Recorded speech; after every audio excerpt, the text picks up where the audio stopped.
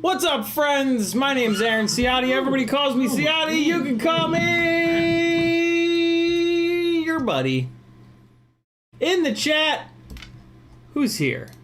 Many people are here. Paul McDonald, Alpha Sloth, CMYK-FPV, Rob Timko, Hard FPV, Brett Marak, DJ CJX, CMYK-FPV, Scott FPV, June Loco, William Barlow, Brandon's Baked Beans, Remy Tim in the house.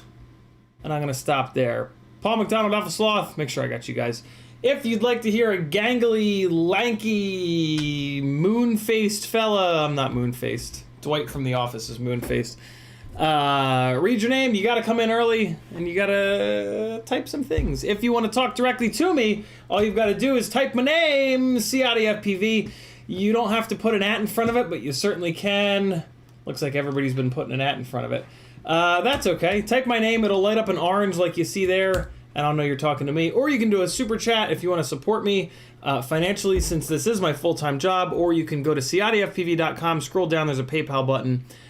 If you do a PayPal, make sure that you type @CiottiFPV and say, hey, I sent you a PayPal, so I can give you a shout out.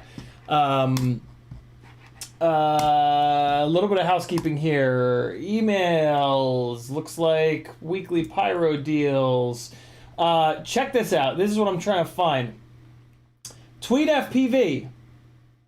Dan is doing for his monthly giveaways. I can't find it. But if you're a patron of TweetFPV, you will have already gotten the email. If you're not a patron of TweetFPV, you should be. He's a great guy, great content, making awesome stuff. And he's been a supporter of this channel here for a long time. I messaged Dan. I said, hey, would you have any interest in giving away half-hour and hour-long sessions for me for flight instruction, build planning, or tuning?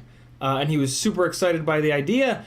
So his giveaways this month for September are exactly that.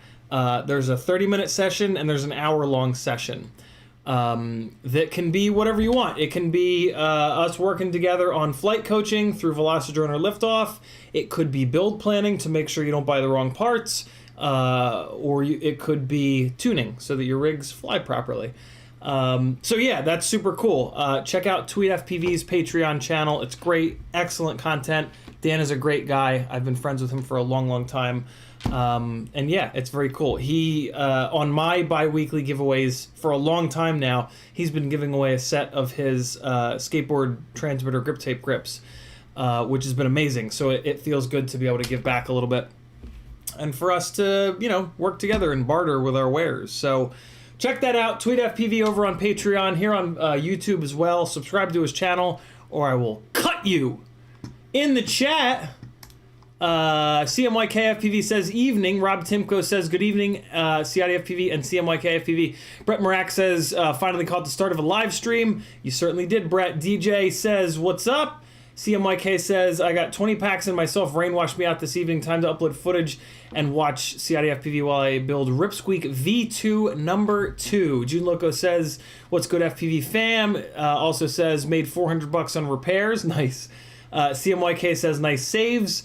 Yeah, the saves are something that you can't practice. You just gotta fly a lot, and then eventually you'll you just develop this ability when you smack into stuff to find level and make crazy saves, which is awesome. Remy Tim says, I know it took me too long, but this week I finally dove into Healthy Gamer GG, and boy, oh boy, are those interviews and videos just so crazy thoughtful. I'm already getting a lot from it.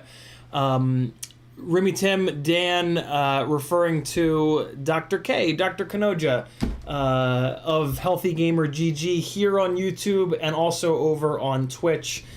He is a psychologist that specializes in gaming addiction at Harvard. His viewpoint on mental health and mental illness is unbelievable. It really connects well with us of my generation and more than likely your generation too. So check him out. Just subscribe to Healthy Gamer GG here on YouTube, and then in your subscription, some of his stuff will pop up. And then if it's interesting to you, click it. If it's not, don't click it. But eventually something will pop up, and I have a feeling that you're going to really dig the way that he explains things and just the way that he kind of mixes Eastern and Western medicine. It's really incredible. It's life-changing stuff. I know that sounds very preachy, but finding that channel really turned a lot of things around for me. And I am living a life right now that I didn't know it could be like this, to be really honest, for a lot of reasons. Yeah, Healthy Gamer has been a big part of that. It really turned things around for me January this year. And yeah, I'm very, very lucky to have found it. And it feels good to kind of spread the word a little bit for you guys. So no pressure, but if you don't go subscribe to that channel now, I'm gonna hunt you down and mercy kill you. So it's your choice. Kevin Summers says hello, hello, hello. Dusty Joe FPV says what's up, brother. Family Guyver says how's it hanging? Short, shriveled, and to the left as always. I just got off a long day of work. Good to see you. Good to see you as well, Family Guyver. That's a liar joke just now, by the way. Robin Duckett says hey, and MotoRef FPV says hey, buddy. Dylan Merck says cheers, Ciotti. So yeah, we're gonna. Yesterday I didn't get anything done. Which is fine. So we're gonna finish up we're gonna reassemble the RipSqueak here today, which is good because you guys will get to see how I put the stack together and how I space the stack out, which will be good. Ed K says good evening. And then if we have time, we'll jump into one of the other RipSqueaks and get to work. I want to try to get the 3-inch fleet back up and running. Man, I got bit by either a mosquito or a fucking fire ant or something last night that has been just bugging the shit out of me. Hey, guess what time it is?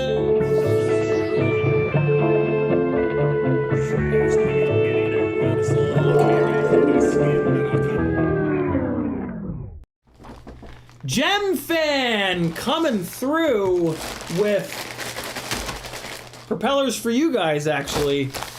Big old sponsor box of the F3S and the F4S, the production generation of their Freestyle 3 and Freestyle 4 props, which are durable. The pre-production ones that we got a bunch of at Rotor Riot Rampage for testing are, I mean, they're not durable, but they're not as durable as the 5143s. And these guys are. So I cherry-picked a bunch from this box. I got myself 4 sets of Freestyle 3S's, 2 in the ruby red and 2 in the smoke crotch, and then a 10-pack of the F4S's in smoke crotch color. So these are mine, but the rest of these are you guys. These are going to be included in my bi-weekly giveaways. So we've got, this is now an 8-pack, this is now a 6-pack of F3S's, and then we've got a 10-pack of F4S's in this beautiful jade color, which is really cool. A 10-pack of these F4S's in this ruby red color, which is awesome. 10 more of the F4S's in this orangish yellow color, and then a 10-pack of the F4S's in this peach kind of color here in Georgia. So if you want to get in to win these guys, you got to join my Patreon. Head on over to CiottiFPV.com. The very top button is a link to Patreon. The reason why I do the majority of the giveaways through Patreon is because it's the only real way for me to reliably get in touch with you guys to get your addresses and be able to actually send them over to you. Kevin Summer says whiskey color. Yeah, they don't do a whiskey color anymore, but that peach color and that yellow color are kind of pretty close to the whiskey color. So, yeah, that's the closest that you've got there.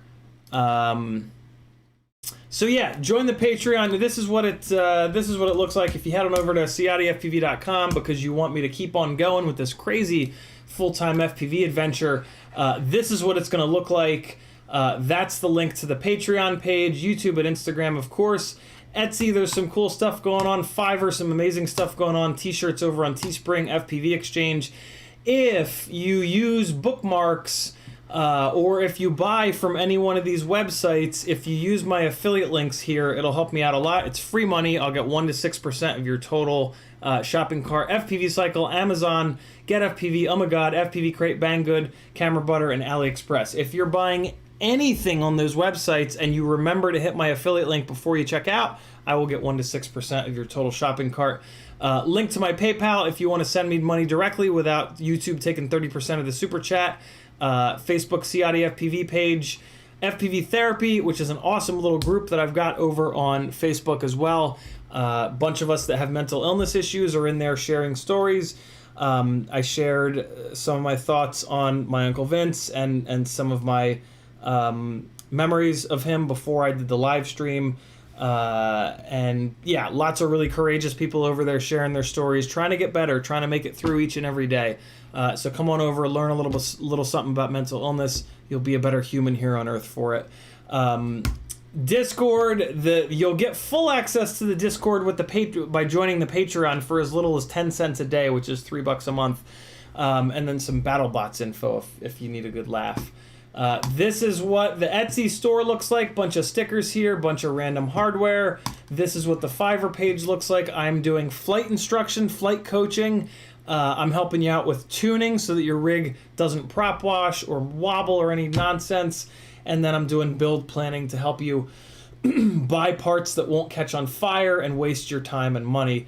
Also working together with Remy Tim and FPV. FPV is doing video editing of your flight footage, and then Remy Tim is doing FPV mentoring to get you up in the air. If you've got somebody new in the hobby, he can definitely help you out. This is the Teespring store. This is the new artwork that CiottiFPV did. Kill All Carbon, a la Hoonigan. We got it on a t-shirt, a poster, a tote bag, and a phone case for now. I'm going to be adding more when I can get a minute. And then here's all the OG stuff. Clamman telling you to never give up. NASA logo. Some subtle stuff here if you love the color purple. The Collective. Nut Grabber. All kinds of good stuff going on. Head on over. These are all premium shirts. Like you'll see here. Premium tee. That's why the price is so high. They're a softer t-shirt that's just kind of better quality, so treat yourself. Get yourself a nice t-shirt. A couple of those dollars come to me for support, and you'll have a nice soft t-shirt that you can just love the way it feels on your man nips. I don't know. FPV Exchange is a beautiful website. If you're not on there, you're missing out. This is my little page on FPV Exchange, rather. A bunch of my stuff. Basically, the way that this website works is it pulls in all of the different websites that sell an item, so that you got one-stop shop. You got a one-stop shop here where if you're interested in this particular item, you can see if any individuals are selling it and which websites are selling it. Nothing is in stock right now, so FPV Exchange is huge, so trying to figure out where the hell you can get something that you need. So start using it, set up your account, load a bunch of your past purchases in, and then you'll even have one big spot with everything that you've ever purchased FPV related. And if you decide to sell some of it, you just flip a switch and it's for sale, just like you saw here on the homepage. So yeah, start using it. Gavin Ozan asks, do you know if the RipSqueak digital version is out? I'm pretty sure that it's not, Gavin. It's a little bit longer to accommodate a second 20x20 stack in it. I know Bill's working on it. But I'm 99% sure that it's not out quite yet. You can just head over to BQE.io and go to the frame section of the website. And if it's there, when he puts new items up, they go to the top of the list. So if it's not on the top of the list, then it's not out yet. Ed K saying, good evening. CMYKFPV saying PayPal. Oh, shit. CMYKFPV sending $4.20 via PayPal with 3 little pictures of trees. It's the weed number. Thank you, CMYK. Very cool of you, my friend. CMYK also says the premium shirts are next level brand, and that's one of my favorite feel and fit. Would recommend. Yeah, of the shirt, Blip Shift. I have a lot of Blip Shift shirts. It's a car shirt company, and those are all next level, and they totally. I just didn't get it until I started getting a bunch of those shirts, and then I was like, oh, these are just better. Like, they fit better, they're soft, they look better, they're just nice. Ricardo says, what are your thoughts on a 1.6-inch Tiny Whoop 2S carrying an Insta360 Go 2, 26 grams for cinematic footage? 1.6-inch is the right size. 2S could be a struggle. I tried to go down that road with the 2S stuff. The newbie drone AIO boards say that they'll run on 2S, but they overheat on 2S. And I've heard that before. I've heard that about the Tiny Whoop boards, is that on 2S a lot of them will overheat. So if you can find a Tiny Whoop AIO that will take 2S, that's going to be a great combo. I'm doing that setup with 1S. the motors that you should go for are 0803s, and if you're going to be running them on 2S, you can get away with a KV as low as like 12,000, excuse me. 12,000 kV on 2S is basically the same as 24,000 kV on 1S. So yeah, 12,000 kV would be great. On an 0803, 12,000 kV on 2S would be awesome. I don't know what to tell you about finding a tiny whoop AIO that's going to work on 2S. James Pollock says that the Beta 75 runs 2S great. Unfortunately, the problem with the Beta FPV AIOs is that they have built-in SPI receivers, which are pretty awful. And they either don't have built-in VTXs, or they do have a built-in VTX that's only 25 milliwatts, which is kind of worthless for cinematic work. Also, the Beta FPV AIOs have arguably the worst reputation for reliability. So it sounds like James has one of them that is working, which is great. But most Beta FPV AIOs that I've gotten out of the box have exploded. So I can't really recommend that. But yeah, if you can find a tiny whoop AIO that'll run on 2S properly, it's going to be awesome.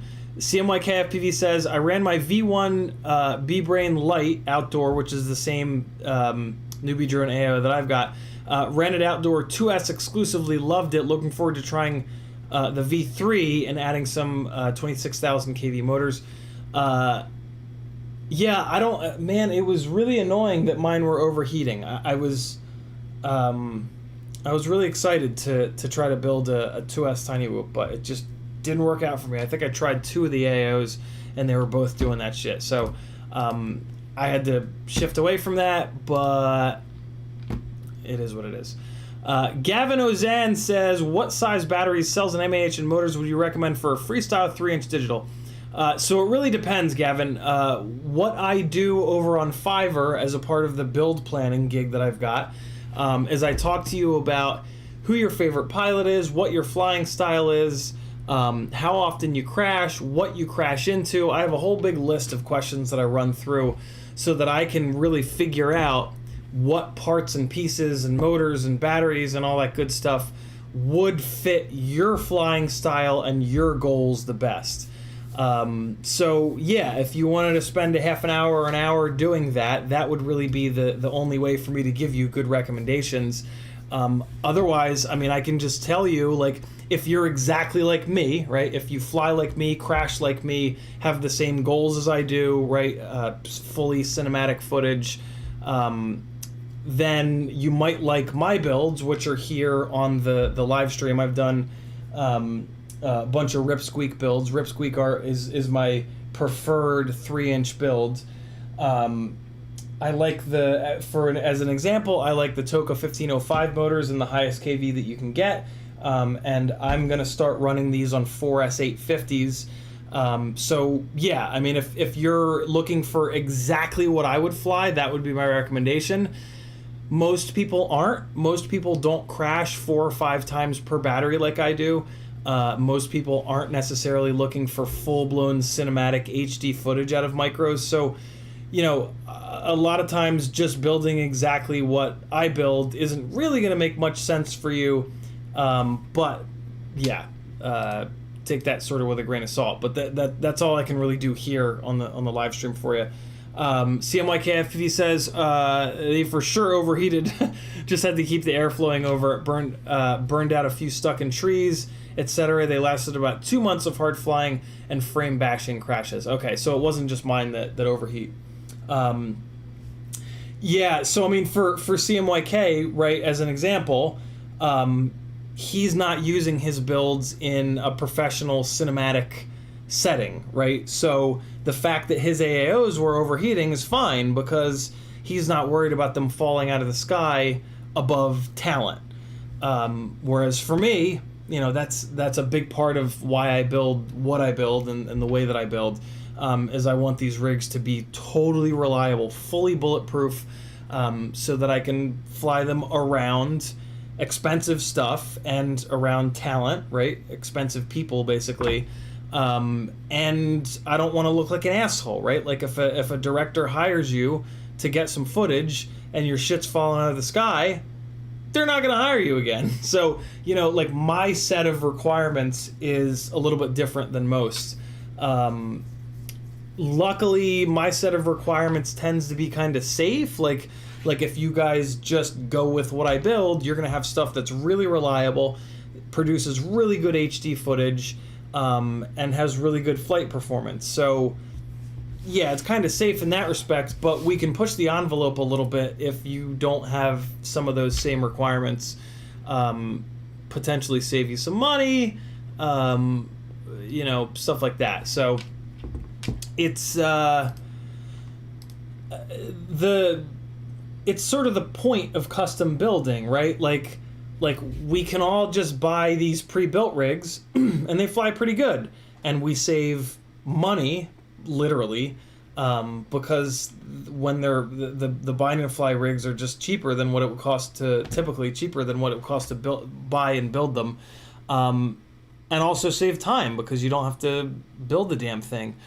But the reason why most of us don't buy bind and fly rigs, ready to fly rigs, is that we want to put the exact right setup of parts that we want for our specific usage, right?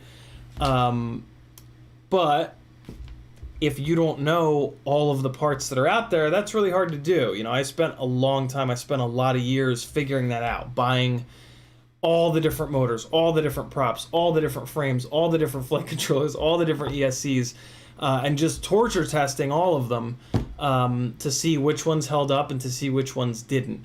And yeah, that right there is typically what most people tell me is the most valuable part of the build planning that I do over on Fiverr. Yeah, I love doing it. I really do. I really love helping people customize and build a rig that makes the most sense for their specific usage. When they crash, where they crash, all this good stuff, what their end result is going to be. Are they just flying for fun? Are they flying for business? Are they flying for, you know, to make their girlfriend impressed? Whatever it may be. So yeah, there you go. DJ CJX says, T-Motor Mini F7 flight controller, need a 20x20 4-in-1 for a 3-inch build.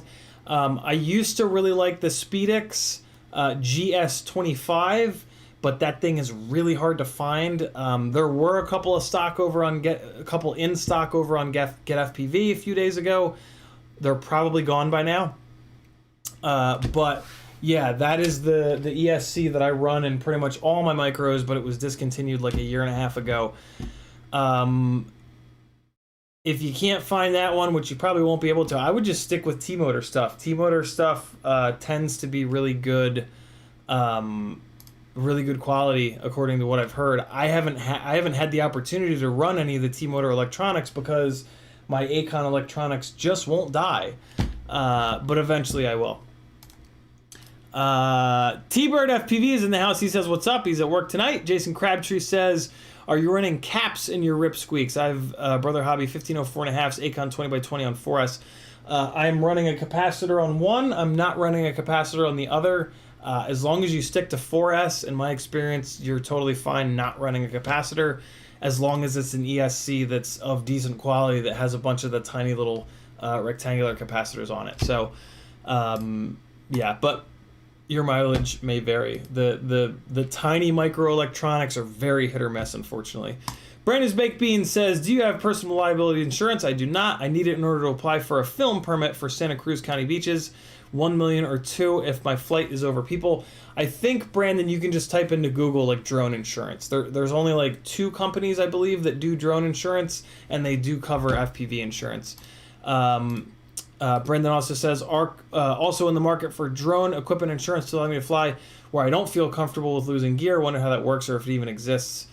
If it does exist, those 2 companies, they'll be the ones that have it. So yeah, I would just do that. Just Google like drone insurance. There's 2 big companies that are doing it, and just give them a holler and say, hey, what do you got? What do you got for me?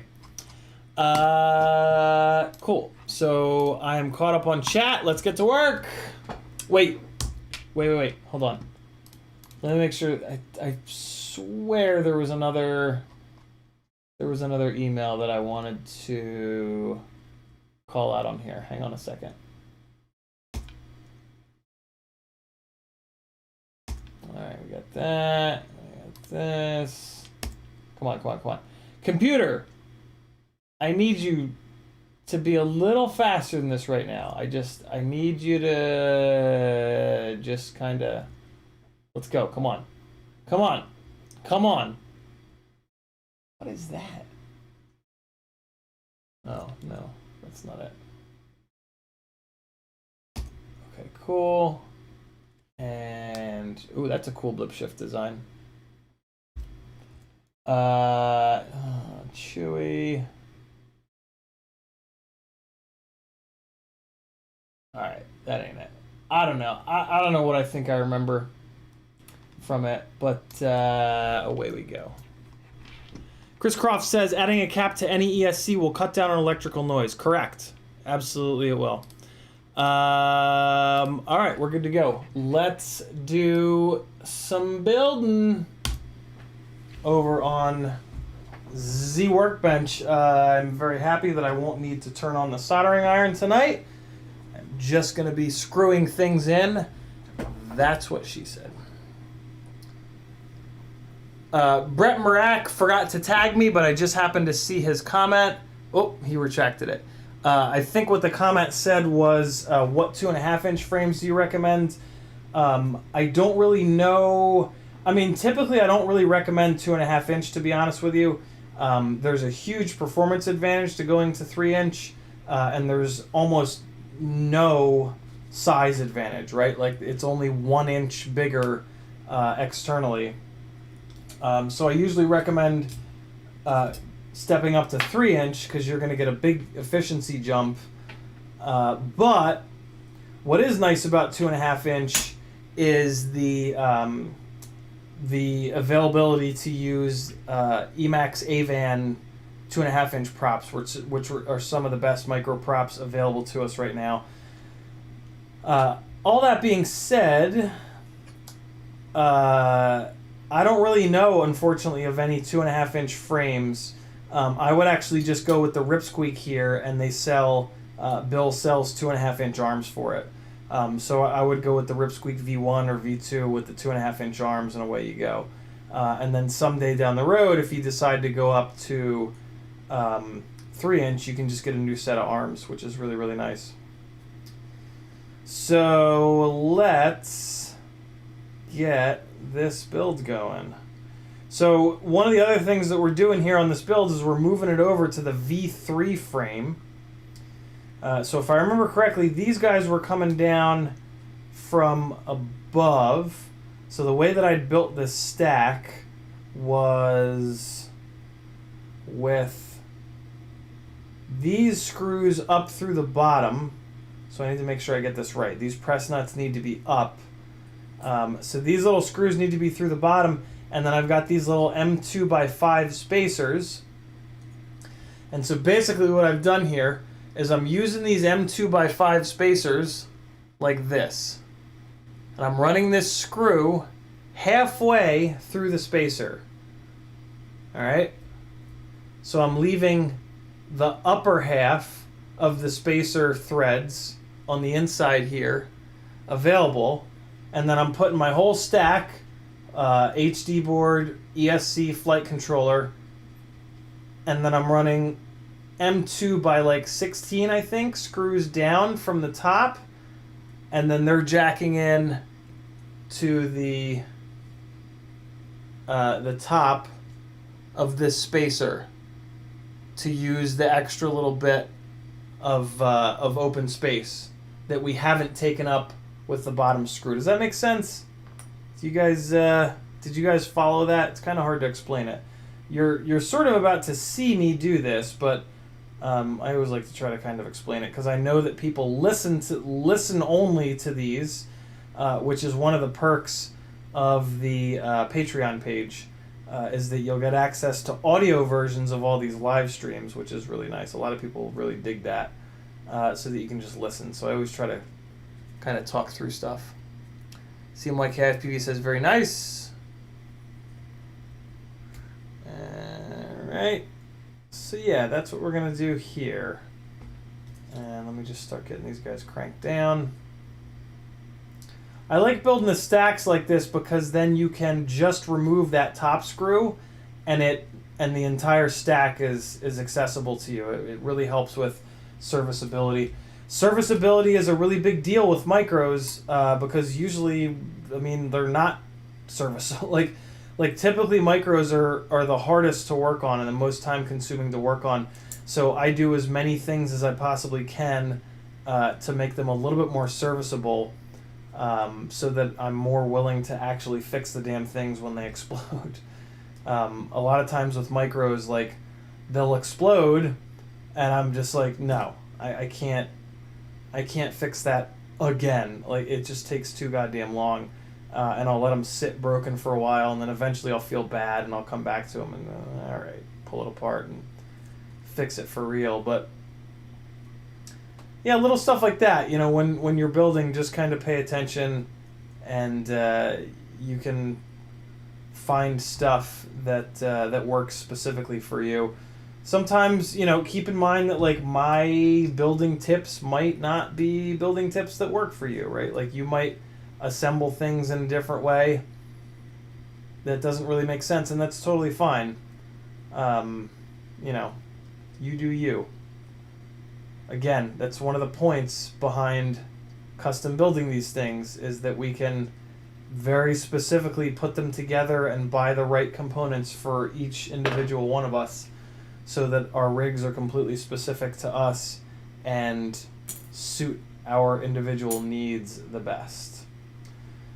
So here we go. I need to make some sense out of this stack of electronics here. So the HD board on this RipSqueak is on the bottom.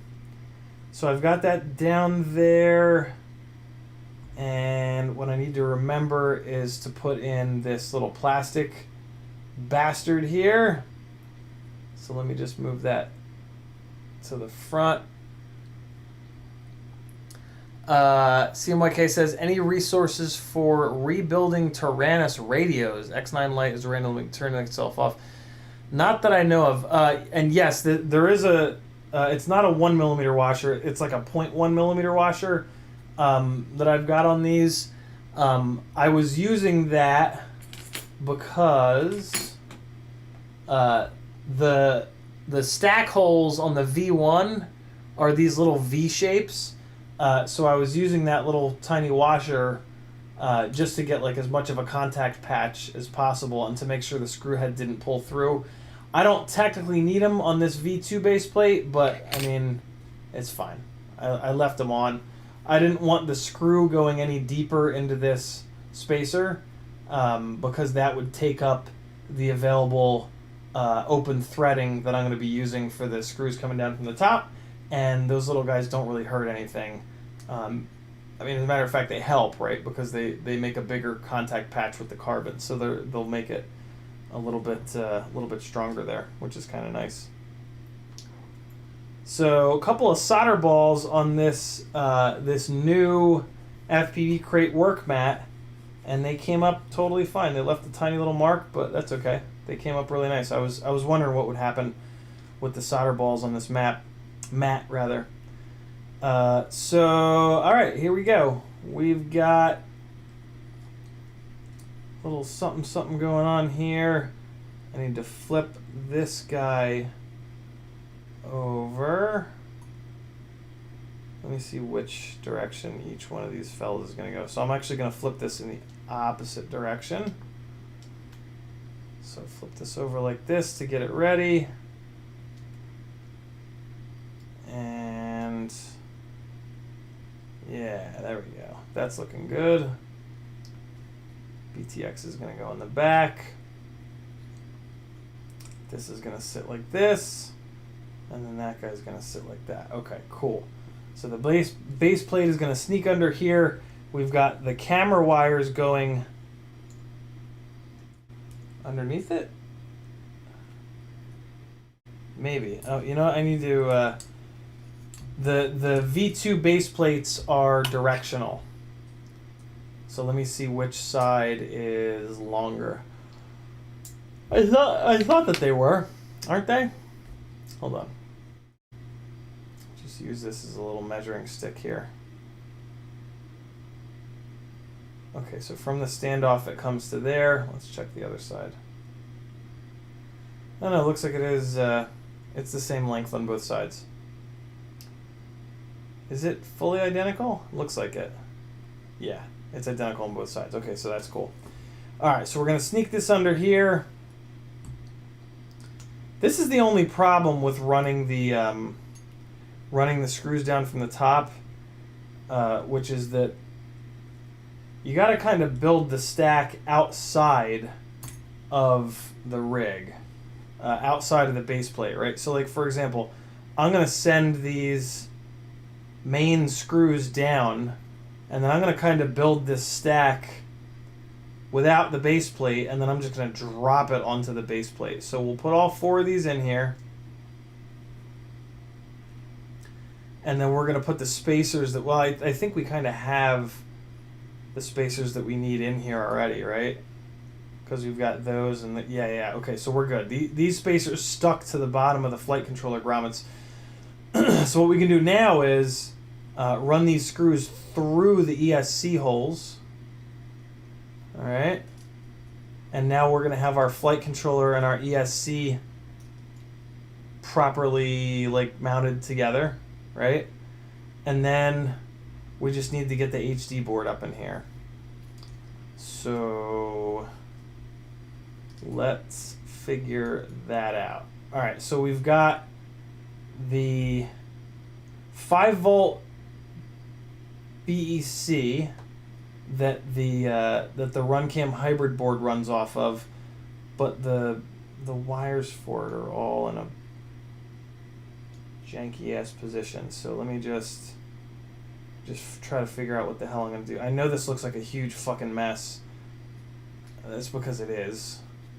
But this is what happens when you rebuild versus building stuff from scratch. Okay, so let me actually do this. I'm going to pull this out. I'm going to pass this under. What I'm trying to do here is keep the... so I got this set of wires that's going to the 5-volt external BEC. That is kind of dirty in terms of electrical noise. So I'm just trying to keep it as far away from the video line as possible. So that's what I just did there. Just gave it a little bit of space. And okay, so all right, I think I'm happy with that. That's where I want the cabling to run. So now what I need to do, and I'm just going to pull this base plate out of here. Man, this is so fucking frustrating to work on these rigs like this.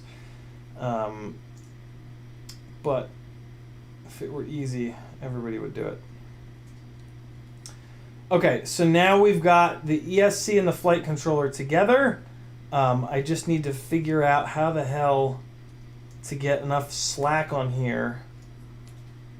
Oh man, this is a fucking nightmare. What if I do this upside down? That's way worse. Yeah, this is just gonna be a horrible experience. Come on, man. Oh, there we go. That's not bad. Okay, that ain't bad. Okay, cool. So I'm going to keep that on the outside. So stack is now upside down. What I need to do is get enough spacers in here to space out the ESC from the HD board, and then we'll put the base plate down on top. So I've got 4 of these little rubber bastards. These are just tiny whoop grommets.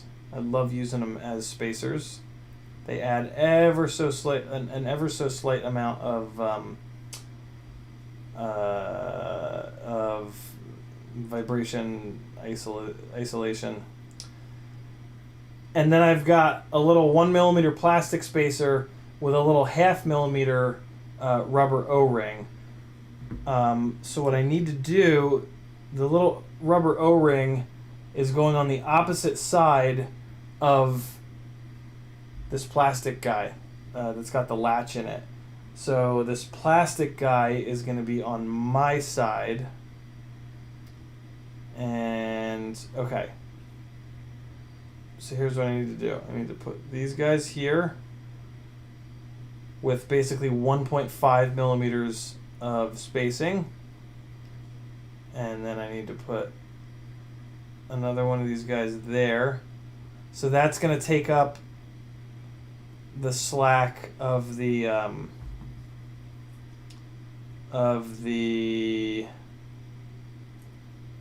0.5 millimeter rubber O-ring rather is going to take the place of the thickness of this plastic, but then we've got the little 1 millimeter plastic spacers. They still need to go on, so they're going to go on this side as well.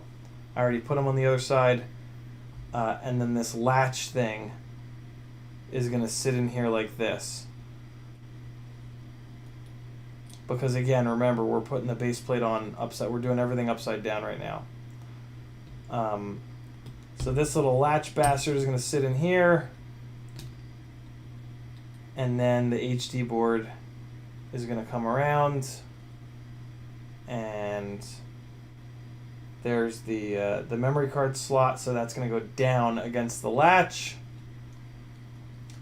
and there we have it. Now we just got to make sure that everything pushes down enough so that we've got enough exposed thread to meet up with the base plate and the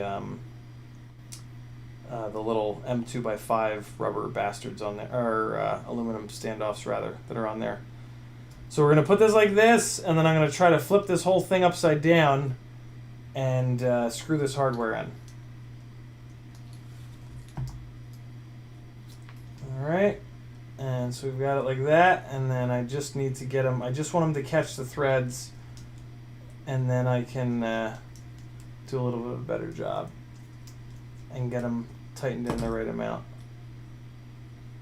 So there we go, that's that.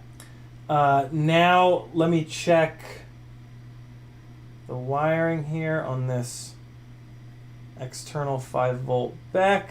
Looks pretty good. Yep, that guy's gonna sit up in there like that. Perfect, okay, yeah, so that guy's gonna hang out in there. And then the camera is gonna be up here. We've got just enough space for the camera, that's looking good. All right, so before I completely lose my mind, I'm gonna I need to screw these motors in at least a little bit, because they're fucking flopping around and it's really just making me want to scream. Let me just put the center guys in here, just so that these fucking arms stop wibbling and wobbling around. So I'm going to go with the thinnest little arm braces that I've got, which it looks like are these ones in my right hand. Yep. So I'm going to use these guys, and there should be 2 screws that are a slightly different length. Yep, it's these guys. 1 and 2. Okay, so these guys go in the middle. So we'll send it through like that, and then in here, and hey, much better. All right, and then I'm just gonna pull these guys up here. Same deal.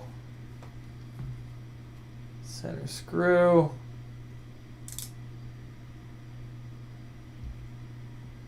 Brett is going to be waiting for the digital RipSqueak. Sounds good, man. You're going to dig it. All right, so the arms are on. Then we're just going to sneak this in here. And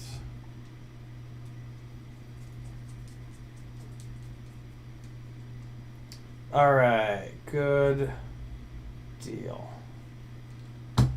Okay, now it's starting to look like a quad too, isn't it? So let me do this. Let me put a little bit of fresh VHB on this little, well, let's see if I can just bring it back to life. Hold on.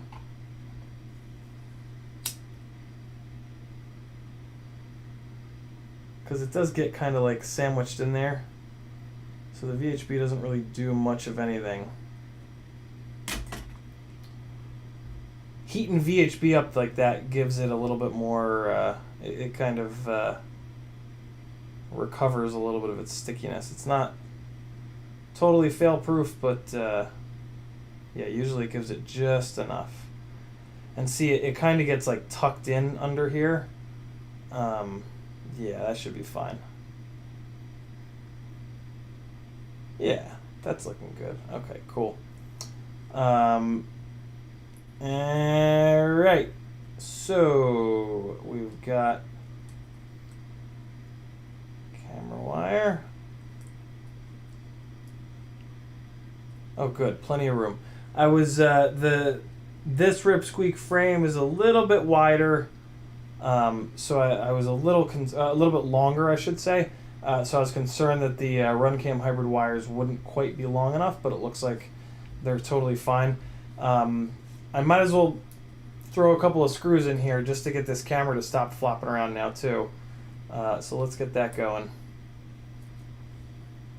Let's move this guy up a little bit, get that guy lined up, and all right. So here we go. I'm gonna jack this into this standoff. And then we're going to come over to the other side and jack this side off as well. Alright. Come on, get in there. Get in there. Hey, there we go. Alright, so we got to just pull this standoff out a little bit. Because these camera mounts that I'm using them because they're nice and short. And I'm just kind of stretching them a little bit, which basically makes them even shorter to move the camera as far forward as possible for as little prop in view as I can possibly get. All right, so now the camera's not flopping all around. That's kind of nice. Now we can move on to just sort of packaging this stuff and getting it all put together and ready to go, really. So I'm actually gonna undo what I did before. I now see why I had routed it the way that I had routed it. I'm basically using this ESC to flight controller a little like breakout cable to give a little bit of tension on this guy so that it doesn't sneak out the side and try to get in the prop. So it's totally fine. So we've got our little VTX here. The wires are a little bit long, so we're going to do our OG trick of spinning the wires up together here, which will shorten them a little bit. Also keep them together, which is really nice. So let's do that. And looking good. Let's give it another couple turns. Yeah, there we go. When you're doing this, what you want to make sure is that none of the wires make their own little sort of circle. You don't want... how can I show you guys this? You want the wires to be in a spiral. Like that. Hold on. Hold on, please. All right, so you want them to be in a spiral like that. What you never, ever, ever want is for one of these wires, especially the video wire, to get all gangled up in that spiral and do that. You never want that. That's really, really bad, especially for your video wire to do that. That's going to cause issues. If it ever does that, you need to go in there and fix it so that it becomes a coil, like so it becomes a twist like that. So always keep an eye out for that. If one of the cables is a little bit too, so this green cable is starting to try to do that.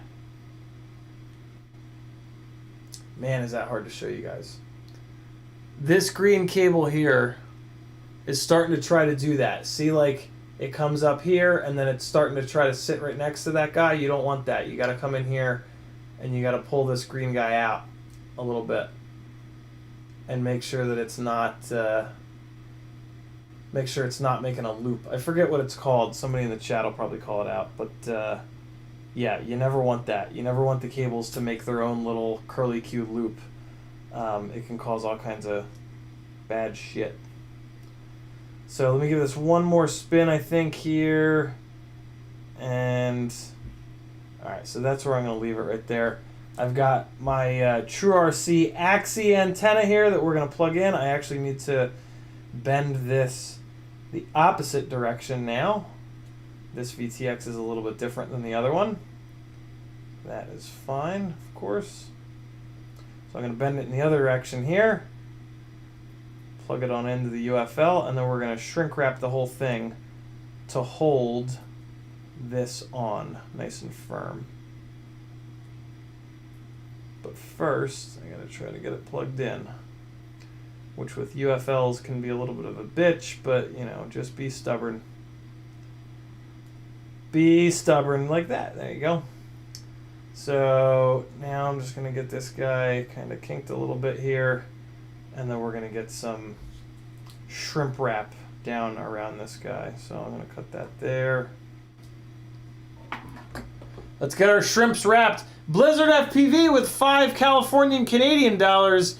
He says, who wants a BQE.io little homie? I think Blizzard FPV is actually doing a giveaway. Blizzard, correct me if I'm wrong here. Yeah, I think Blizzard might be doing a giveaway for a BQE.io little homie. Which is basically BQE's kit to take a tiny whoop and turn it into a little 1S toothpick, which is pretty slick. Bill sent me one of those kits a long time ago, and I just have not had the chance to put it together, unfortunately. But it is over there on the shelf. I am going to try to do it at some point, but I don't have much of a use for that, per se. All of my tiny whoops are kind of, I want to have guards on all of them because I'm carrying Insta360 Go's around people. So yeah, there's that. But really cool little kit to be able to do that. It's pretty awesome. All right, so I cut this way too long. Way too long. So let me just trim this down a little bit. I thought I was going to be able to put it on from the bottom, but I wasn't thinking about the fact that the wires are coming out the bottom. So let's take a quick look here. So it's going to roughly be there. So Coco Beware up in this bitch. Let's try that. Right there. That should be a good amount. That should be about right. Let's give it a shot. You guys remember Coco Beware, or is that just me? Anybody? Anybody used to watch wrestling? Shit, Coco Beware is actually kind of before my time, to be really honest. I think. That was like old school WWF.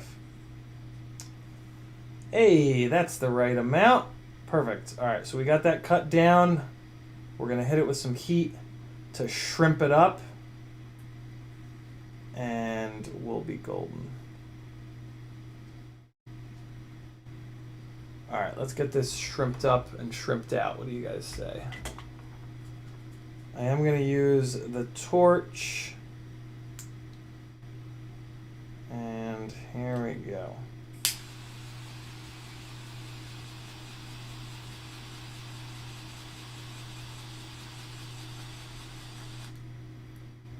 And I do, like, I want to try to keep it off that microphone so that it kind of shrimps up really nice here, but I can kind of go back and readjust it.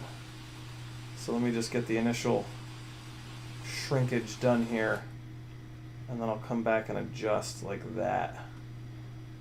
Yeah, there we go. There's a chance that this shrink wrap is a little too big. If it is a little too big, this is going to get a little bit annoying, but let's keep going and see if maybe it'll just kind of be all happy and go lucky like. Come on, baby, keep shrinking. Shrink up some more. Please. Please shrink up more than that, please.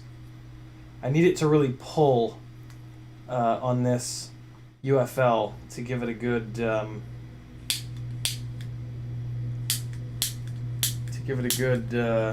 don't know, give it a good secure whatever. Oh, that looks good. That's definitely shrinking up a little bit more. Yeah, there we go. There we go. I think that's it.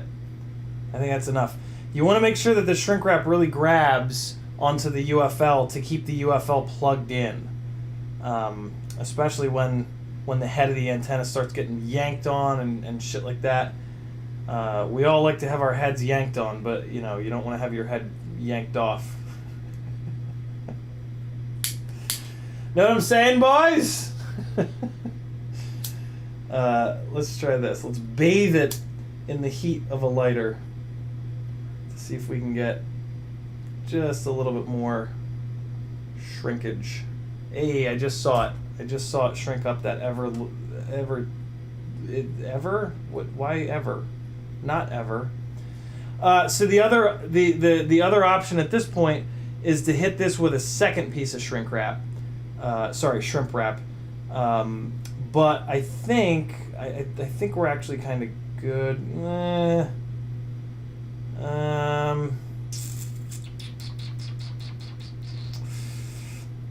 really want to make sure that this is so. Like, what I'm planning for is in the worst case scenario, right? The head of this antenna gets pulled on, and then with it doubled over, we have a little bit of a there's a little bit of like springiness built into that, right? Hold on. So like when this gets pulled, see how there's like a little bit of give in there? But what I don't want is for it to pull so hard that it pulls that out of there. You know what I'm saying? And so a lot of times when I want to make sure that, I'll put a second piece of shrink wrap. And I am actually going to do that. I just sort of talked myself into it. So let's see what I've got that'll fit over the head of this antenna here.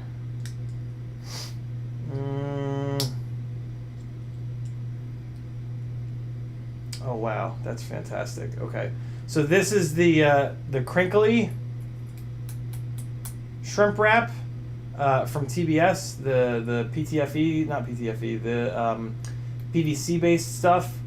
And what I like about this stuff is it shrinks up like hard, like it really pulls hard. So this is going to kind of be perfect for this, as long as it's big enough. There's a chance it's not big enough, but now we're good. That's what she said. Okay, that's pretty awesome. I'm glad that that's gonna fit on there. So this will sort of like double pull on that other shrink wrap. You could probably argue that we could just have used this one, but you know, fuck that. If one is good, two is better, right? So this stuff, you got to be really careful with it. If you get it even a little bit too hot, it'll split. So keep the heat source nice and far away and keep it moving, and just pay really close attention to when it shrimps up, because as soon as it shrimps up, you got to remove the heat or else it'll split. And there we have it. That's now really kind of pulling on that, so it should be nice and secure. Let's give it a little test here. A little test pull. I kind of want to put a little more heat into it. I want to shrimp it up a little bit more. A little bit more shrimpage. So let's just hit it with a lighter, and we'll keep the lighter moving. Because again, we want to make sure we don't get it too hot, because it will split. So just keep the lighter moving, and there we go. Now it really just pulled itself on there. So that's going to give it some nice strength to really make sure that this guy is good to go. Cool. So technically I could mount this guy like sort of flat on the base plate here and run this guy up, but I try to get this antenna up as vertical as possible, up above the battery. So the way that I typically like to mount these is vertical, like that, in between the rear standoffs, and then I just put one big zip tie around the whole thing. It's kind of a weird way of mounting it, but it works really, really well. And then we've got this Crossfire Nano with the Immortal T, the Mini Mortal T V2, which is going to run right out the bottom. And yeah, that's going to be nice. I'll be able to just shoot a little zip tie there to kind of hold the wire, maybe. Or I could orient it vertically, but I'll probably just run it down the bottom like that and just kind of let it flop around. So let's get a piece of shrink wrap on this guy too. This ain't gonna take the same shrink wrap because it's too skinny. So we're gonna get a different piece of shrimp wrap here. I'm just pulling the sticker off to give it as much cooling as possible. Heart FPV says, do you think it's worth it using the TBS 69? I do not. I hate the idea of multiple things on the same board, especially when TBS VTXs fail so often. I really don't see any point in having a VTX that's going to blow up on board with a receiver, because when the VTX does blow up, it's going to take the receiver with it, and that's just kind of silly. So yeah, the 69 doesn't make any sense to me. For a racer, I guess it makes a little bit of sense, because they're just trying to save every single. They're trying to simplify. It doesn't really save any space. It just simplifies the build a little bit. And I know the racers, they try to build 10 or 15 or 20 rigs, which I totally understand. But yeah, for freestyle, I think it's kind of a terrible idea. And also I've heard a lot of people talking about them having all kinds of electrical noise and just really shit performance. So I would kind of recommend that you stay away from them, to be really honest. So unless you're a hardcore racer, then maybe it's for you. But I don't think it makes any sense for freestyle. It doesn't. I mean, shit, it doesn't really simplify the build much either. You know what I mean? Like, it kind of simplifies the build a little bit until the VTX blows up. Then it does the fucking opposite, So I don't get it. I have no interest in them. But if you do, that's totally cool. But I think you shouldn't. Kind of pushing the boundaries here with this shrink wrap. I'm going to have to stretch this shrink wrap. And it's not going to love being stretched, but we're going to see what happens here. It's probably going to break.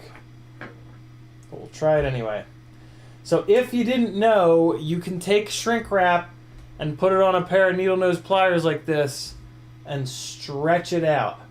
And then when you shrink it, it'll shrink all the way back down to where it would have. So you can just kind of take your shrink wrap and real gently, and you got to then rotate it. Real gently, give it a little stretch here. And you can actually make it a little bit bigger than it was, and then you want to flip it around and do the other side.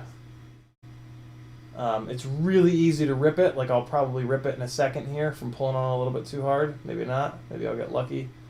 But yeah, if like it just barely won't fit, you can do this to give yourself a little tiny bit more space. And look at that. There you go. Now it fits perfect. And so now as soon as I hit this thing with heat, it's going to shrink all the way back up to where it would have been without being stretched out, which is pretty cool. Most shrink wrap is like a 2-to-1 ratio. You can get shrink wrap that's a 3-to-1 ratio. I swear to God, they just pre-stretch it. I think the shrink wrap is the same, but the 3-to-1 stuff, they do this little extra pull for you somehow at the factory. It certainly has always seemed that way to me. So yeah, now we go. Now it's all nice and shrunk up. I really like using shrink wrap on these UFLs because it pulls the UFL down and it makes it really nice and durable. And it's just it makes the UFLs very strong. So now what I can do here is mount this guy on the bottom. I'll probably mount this in front and then mount this guy in back. And we've got our little communication package in the ass end, in between the standoffs. Run one zip tie around the whole thing, and we're good to go. It's going to sit in there like that. And then we've got the maximum length on this video antenna to get it up and clear of the battery. We've got access to the bind buttons. We've got access to kind of everything, which is really, really nice. So let's get this spun up one more time here, just to kind of keep these wires together. All right, cool. So let me throw these standoffs on. I'm going to use these little guys. And this is a little rear Insta360 Go mount. This is the Insta360 Go TPU. It goes right in there. And so we can hang an Insta360 Go in the ass end of this thing, which is a really cool look. I've played... Here's what that looks like. Let me play this for you guys real quick. Like, 250 made, and that's not it. RipSqueak FPV stability. Here it is. It's probably going to melt your ears. Let me just mute it all the way. Oh, good. That's helpful. Why is it upside down? Well, oh, hold on. If I launch this in a, I can flip it upside down. Colors. Holy shitters. Video rotation 180. There we go. Oh, you God damn it.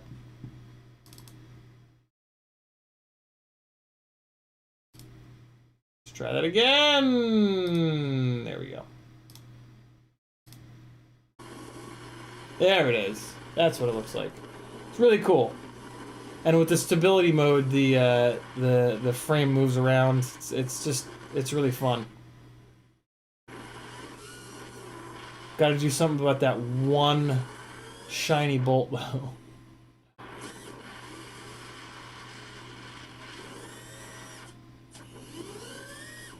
I love seeing the frame I love seeing the quad move around in the frame. It's such a cool look. This is actually this rig, come to think of it. Yeah, those are the Brother Hobby 1504.5s. So this is this exact build. It's probably the day that I broke it because I banged it really good up here at some point. Cool perspective, right? So cool to see the frame snap around. Insta360 Go's stability is really, really good. They don't get enough respect for it. So slick. It doesn't, and this is FPV stability mode. This isn't even flow state. Flow state does even more stabilization. It's really slick. Flow state will actually let the frame, let the quad rotate all the way around. Here's the crash, I believe. Yeah, there it is. So that might have been the crash that that banged up the VTX. CMYK says, how do I get LQ or RSSI in Crossfire in the OSD? It's all the way at the bottom of the OSD settings. I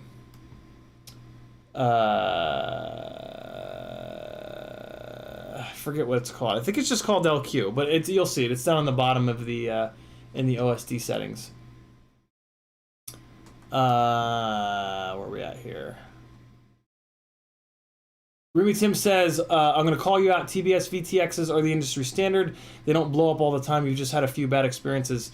I've actually had a lot of bad experiences, and I've had a lot of buddies that have had bad experiences. Basically, the experience that me and a lot of folks have had with TBS VTXs is that Patrick put it best, actually. He says it's as if every time you plug them in, you lose money, basically. Like, every single time you plug them in, they die a little bit. And that's been my experience, and like, I've talked to so many guys that have had that same experience. They just don't seem to last, and it kind of makes sense. Like, they do the least out of anyone to control heat. They just control the heat electronically. They don't put any kind of a heat sink or anything like that on them. So it kind of sort of makes sense. And yeah, I mean, I've just heard it from so many people that I really can't ignore it. And that's been one-to-one with my experience with them, is that, like, they work great out of the box, but every single time you plug the rig in, it's like the video gets a little bit worse, a little bit worse, a little bit worse, a little bit worse. And then eventually it just gets to the point where, like, you have to swap it out. I do not have that experience with Immersion RC VTXs, more than likely because they spend a little bit more time and effort on some sort of a heat sink with their VTXs, and they also don't run as high of an output power. Fuck, I forgot that I had this on here. This kind of makes the mounting of this Mini Mortal T a little bit more challenging. Or does it? Oh, if I run it through that TPU, this could actually serve as a really nice little Immortal T holder, to be honest with you guys. So yeah, that's why I say that about TBS stuff. I could absolutely be wrong. I very commonly am, but that has absolutely been my experience with it. And you know, I don't recommend that anybody buy TBS VTXs because of that. I've tried them over and over and over again, and I just keep getting, excuse the pun, but I just keep getting burned by them. And I'm just done. I'm just done with TBS VTXs. Like, I get that they're the industry standard, but I mean, that doesn't mean that they don't blow up, right? Like, it's with VTXs, I think there's almost this assumption of like, oh yeah, it's just gonna blow up. Like, just rock it for as long as you can, and then whatever happens, happens. It's kind of like, well, no, it's not good enough for me because there's other companies making ones that don't do that. But again, it's really hard to get accurate durability results from any of this stuff. So yeah, I could totally be wrong. But that's been my experience. That's been the experience of a bunch of people that I really trust. More often than not, what I hear is like, no, I got burned by TBS too many times, never again. That's a more common. That's the most common thing that I hear about TBS VTXs, and most guys that I know have given up on them and run either Rush or Immersion or DJI, to be honest. It's almost a moot point to bitch and moan about analog VTXs anymore because it feels like we're all going to be on digital before we know it anyway. I don't know about this. Like, I could probably just sort of leave this, but I feel like I want it to be a little bit more retained than this. I want a little bit more retention than this.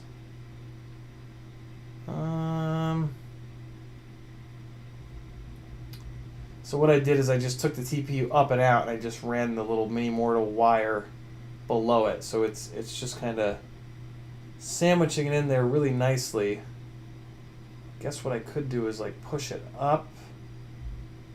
I mean, I do kind of want it to sit out all proud like. So I could do something like that, and then what if I ran a... Yeah, so I could do that. Interesting.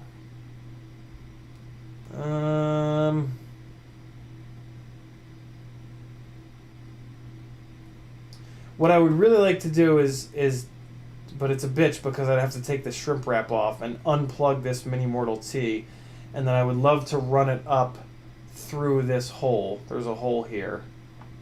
But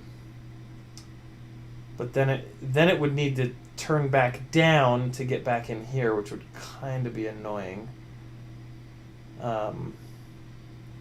Technically, I could like put the antennas through these little holes, but then I wouldn't be able to use this damn thing as an Insta360 Go holder. I mean, I could just stick it down to the bottom like that. That would totally work. But that's going to get shit-ass range, which shouldn't be a problem. It's a micro, so you're not going to really push range with it anyway. I think I know what I'm going to do. Yeah, so there's room for another... So I can put it out like this, and then run...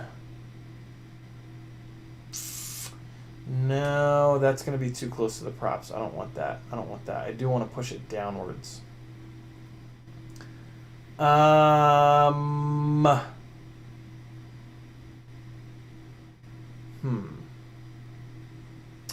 Oh, I could do that. I could run it Ooh,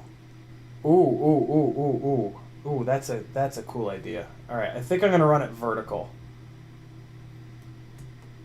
I think I'm going to pull this TPU up like this. I think I'm going to stick the antenna through and run it vertical, because that's going to give it like mega retention.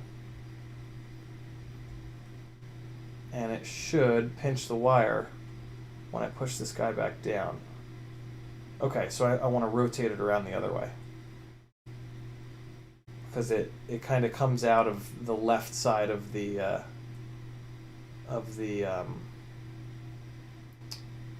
Crossfire Nano. Yeah, I think that's how I want it. Let's see how that looks once this thing is pushed down. So I want to make sure I can get this guy back in the center here. Oh, this is looking good. Yeah! The question becomes, will this still fit? And it will. But the problem is, this needs to swing forward to get a good angle. And so now this is going to be in the way of this swinging forward. That's a shame. Alright, so what I'll do is I'll put it right back here. I'll put it on the back of that guy. Blizzard FPV with $5 Canadian. Super chat. He says Rush Tank VTX going strong in the Bandolero. Yeah, the Rush Tank VTXs are really, really good. They are really, really, really good. Scary good, because they're so cheap. Kevin Summer says 69s have an optional metal heat sink. I wonder if it's enough to mitigate the heat degradation. Could be. Yeah, could be. The thing that really scares me about the 69s is that so many people are complaining about video noise. So yeah, I don't know. Metal Dirkskin says, I tend to just heat shrink those mini mortal tees to a zip tie on the standoff. They're so light anyway. Yeah, that's an option. That's totally an option. Chris Croft says, guys I'm flying with are having less issues with a $5 VTX from AliExpress than TBS VTXs. Yeah, see, that's what keeps fucking with me, right? Like, these Eachine VTXs that are like $12, $13 outperform the TBS Pro 32, and they outlast the TBS Pro 32s. And the Pro 32 Nano is like a $30 VTX, so it's like, and like, I get that the Eachines are kind of clones, but like, they also kind of aren't, because like, the Eachine Nano V2 has a fucking microphone on it, and like, TBS hasn't done that, so I don't know, like, I think this whole like just calling any competitor's product a clone is like a really kind of shitty way of doing business, right? Like and I don't see it in any other industry, right? Like, no other industries have this like, just, oh, somebody came out with a similar product to me, it's a clone, they just copied me. Like, you know, other industries, it's like, well, yeah, we make the same fucking products, and so like, how much can really be different about them, right? So I don't know, the whole like, I don't know. TBS has been calling everybody that makes anything even remotely similar to theirs a clone for a long time, and like, sometimes I get it, but other times I'm like, well, no, you're just doing that to, you know, whatever. I don't know. Maybe it's just me. It's probably just me, guys. Probably just me. I might go with Metal's suggestion and just put it on the standoff here, because that's just going to be. I would love to try to get it horizontal like this, but I just don't see a great way of doing that, and I don't want this thing to get all chopped up.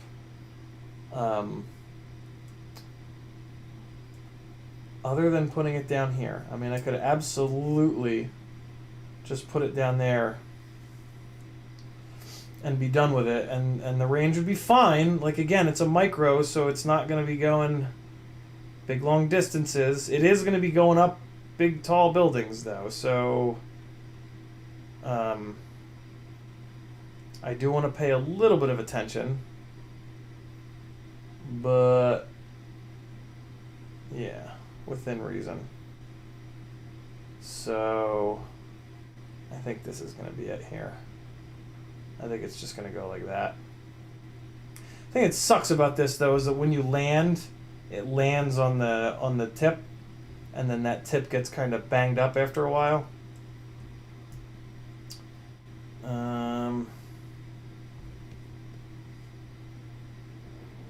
I wish I could use these little, there are little zip tie holes on the back bottom of the base plate. I guess I could use those. I could just run like a loose zip tie around. Maybe I'll do that. I could just run like a loose zip tie through those little holes, and then it could kind of just hold this guy down like this, kind of. So that zip tie would be going in this direction. I mean, shit, I could even almost... Oh, what about this? Oh, what about this? If I fucking jam it up in there. Nah, it's starting to bend the little jib jabs. Man, I would love to just run it up through there, but the cable's going to be a little bit too long, and it's going to be really close to the tips of the propellers, so I'm not going to do that.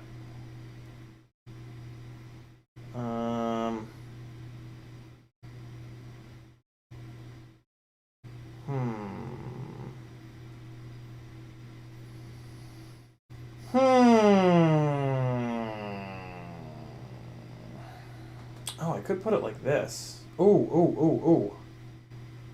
I could totally put it like that. I would need the little bit of extra room. Oh, I could do it like that. But then when I'm coming home and going out, it's going to be in a null, which I don't want to fuck around with. Been having null problems lately. Living that null life. Okay. I am going to mount it horizontal like this, I think. But let me see if I can pull some of the wire out by pulling this guy back a little bit.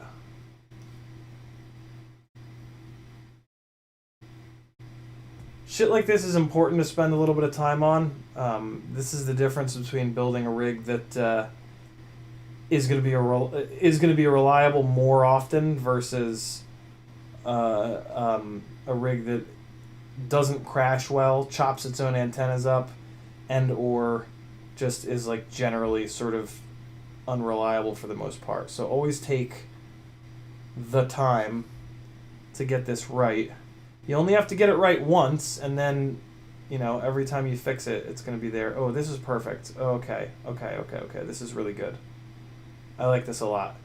Okay, so I'm going to put the VTX in the back. That's going to shorten up this little Immortal T cable a little bit. And then,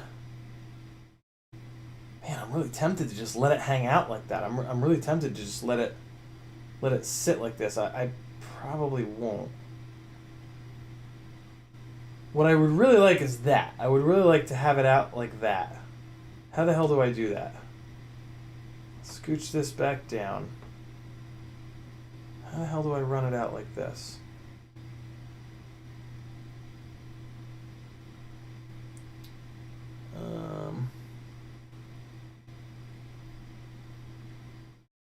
What if I run it over?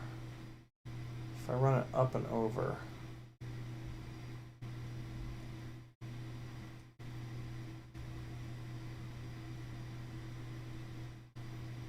I could just run like... No.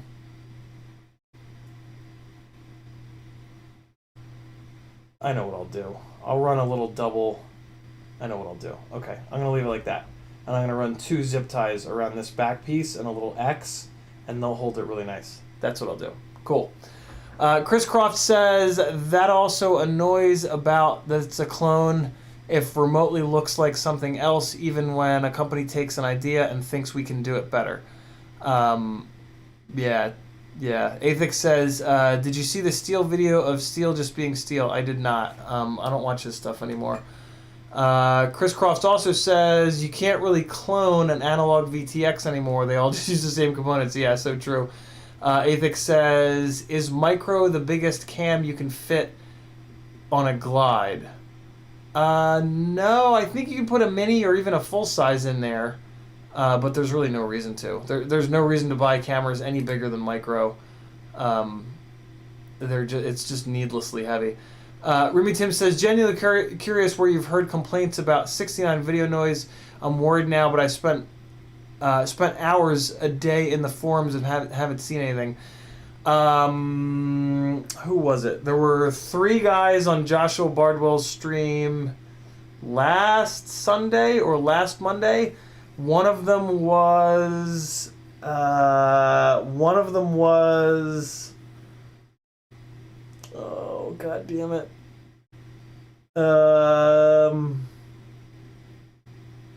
Shit. The father and son team from Australia.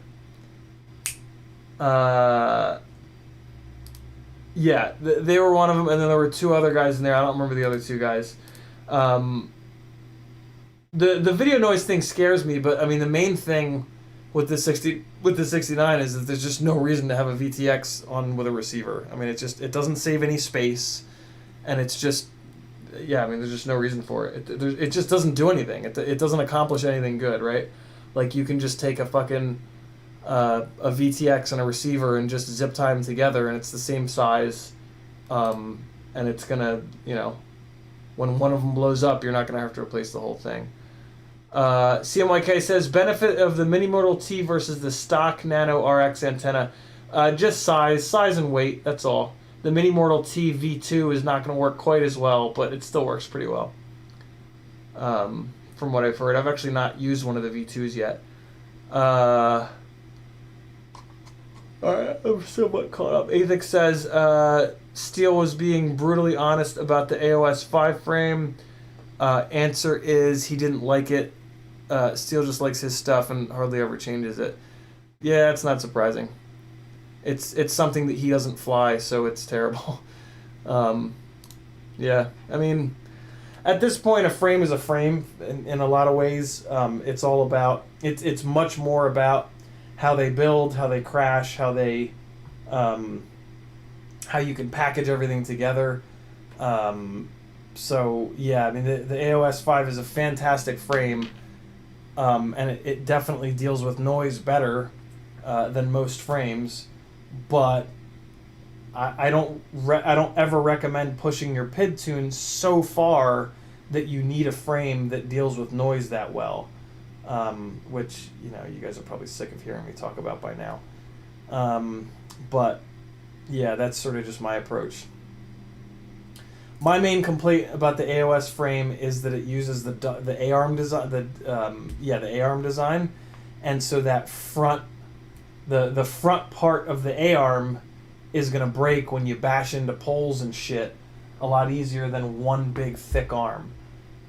So for me, from a crashing standpoint, I'm always going to go with a frame that's got one big thick arm to take the punishment from when you smack it into metal poles and signs and shit like that.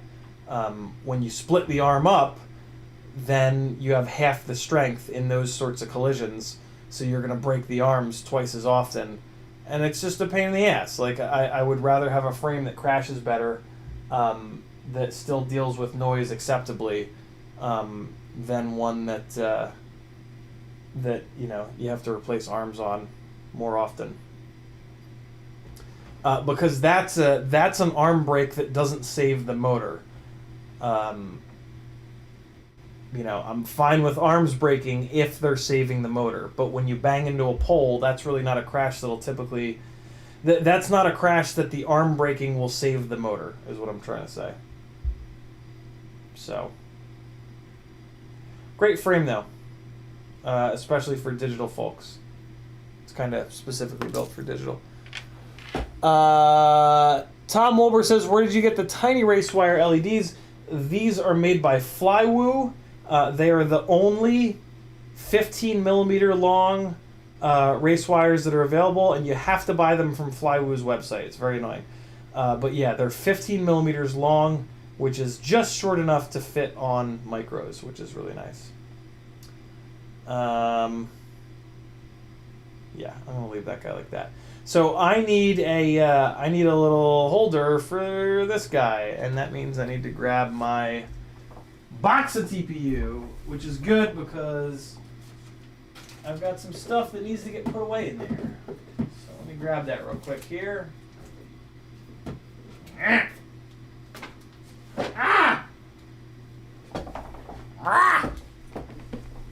Athix says that is what he said, and it flies like any other frame. Yeah, frames don't really fly any different nowadays. I mean, they like, to some extent, you could argue that frames never flew different. Kind of something that, like, I really had a strong feeling towards back in the days of, like, oh, toilet tank flies better, and like when everybody was saying that toilet tank flies better, that was when I realized that nobody fucking has any idea. Because it doesn't. It fucks the center of gravity up really bad. And so that was kind of the moment that I realized that, like, when someone says this frame flies better, it's total bullshit. Like, it's just total placebo. And, you know, also, what does that mean? Right? What if you say that, like, this frame flies better, what's that mean? That doesn't mean anything. This flies better. What's that mean? What does flies better mean? Does it mean it's lighter? Because lighter frames fly better, in my opinion. Guess what, though? Other people don't think that. Other people think that heavier frames fly better. Well, shit. Now what? Does it crash better, right? Does it deal with throttle chop bobbles better? Because Toilet Tank sure shit doesn't do that. Toilet Tank is a nightmare when it comes to throttle chop bobbles. So, yeah, this whole idea that a frame is going to have anything to do with the way that the rig flies is completely blown out of proportion. There is some validity to, like, TrueX, and I guess you could also say Stretched X flying better than Squished X, but that's just kind of like physics-based, right? Longer lever kind of thing. So you can... But, yeah, frames are not about... flying good or better or best. Frames are about how they crash, how they package stuff. You know, like, what components are you looking to run, right? That's a big part of frame choice. That should be the biggest part of frame choice, is what are the components that you're looking to put in the damn thing? Because that should have everything to do with which frame, because different frames are built to house different electronics and different video systems, for example, right? So yeah. Ooh, cool. Forgot about these. I'm gonna switch those on. What else do I have in here? What am I even looking for? Oh, I'm looking for the thing. You know what I mean? The thing for the place, right? The antenna holder. That's what I'm looking for. The antenna holder. Well, that's an Insta360 Go mount. That's what that is. Ooh, is this another? Oh, it is. Cool. I'm gonna leave this out. I just found another Insta360 Go 2 holder, which is nice. This is another little Immortal T holder. I'm gonna need that in a minute. No, I'm not.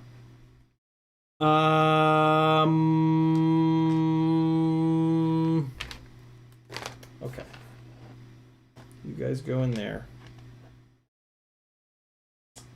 This guy can stay in there. What's up, B-Man? How are you? Avix said, oh no, we got that. Metal Dirksen says, I built my 250 for Toilet Tank battery. I don't know that it's really better, but the shape of that frame seems to suit it more than a big 5-inch.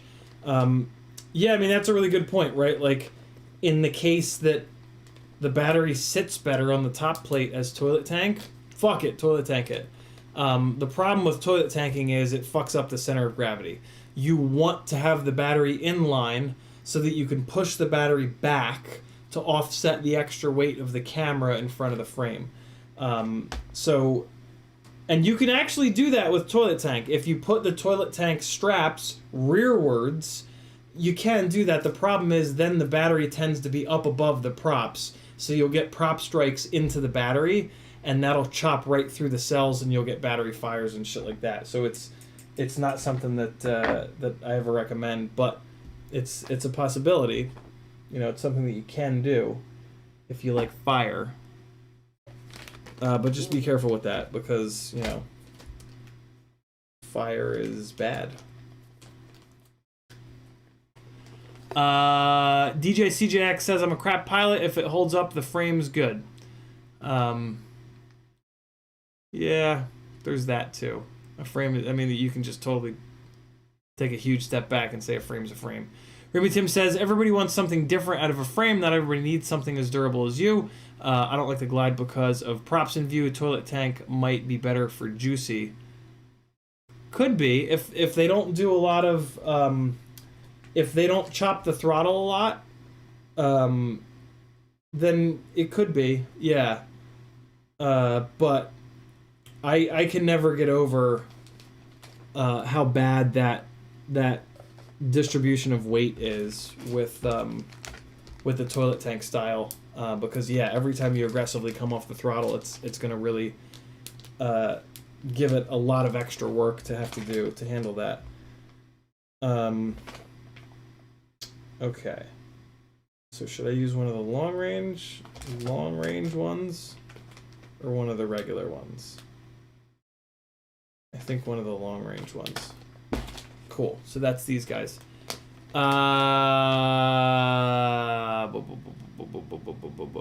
Because Juicy has a lot more snap pitch moves. Interesting. I never thought about that with Juicy. Athix says, also an Instagram pilot made some cool waterproofing I want to try. Brandan FPV is his Insta name. Nice. How is it different than our current availability of waterproofing stuff? Conformal coating, and then there's that cool bag thing, and there's even the spray. What color am I doing in the rear of this? It's red in the rear? Okay, cool. So that makes the decision easy. Red. Beautiful.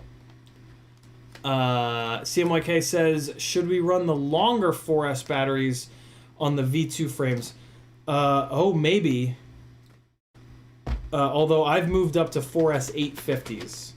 I assume that you're talking about 4S 450s, CMYK. Yeah, maybe. Maybe. Especially because the V2 RipSqueak is a longer top plate, a little bit of a longer top plate. That's quite a bit longer, actually. So yeah, you could probably get away with the longer 4S batteries. It's a cool idea. Remy Tim says, all I'm saying is everyone wants a different feel and different qualities, so asking what does better even mean doesn't matter because it's all personal. Yeah, very, very true. Very, very, very true. And yeah, Juicy style never chops throttle. Ah, interesting. What am I doing? No, put these guys away. Okay, cool. Good to go. I'm actually gonna leave these. Nah, put them away. Put them away. Just gonna close. Nope. Come on, come on. Close. Close, you bastard. Hey, thank you.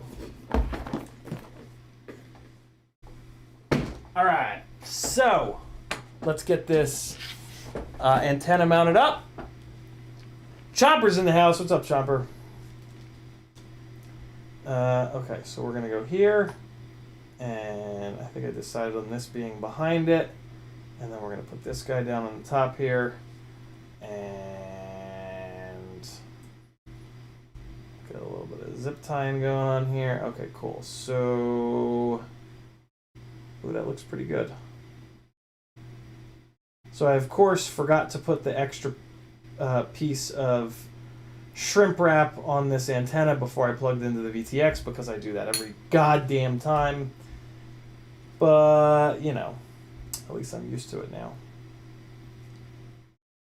So that guy's going to hang out there, that guy's going to hang out there. We're going to throw a little zip tie up here to hold this guy onto the TPU. And that's going to pretty much be it. Let me revisit these... the screws holding the stack down. I mean, this whole stack is on these rubber grommets. So what I can probably do is just crank these guys all the way down into that. Yeah, perfect. So I can crank these down to use up all of that extra space that was in the little spacer, and that'll actually kind of. Not kind of, I mean definitely it'll prevent this thing from it'll prevent these screws from backing out, which is kind of nice. So I'm also noticing that we're sort of at the limit. So since this frame is a little bit bigger, these motor wires are a little tight here. I don't love that. That's kind of creepy. But I'll be damned if I have to... I'll be damned if I rewire this. I also just noticed that I put this one on with a twist in it, which is kind of stupid. I gotta take this arm off and redo this. I didn't notice that. All right, so let me get that taken care of while I'm looking at it. So kick these two guys off, pull this arm off, spin it around, and now we're talking. Okay, cool. That looks better. All right, throw this back through here.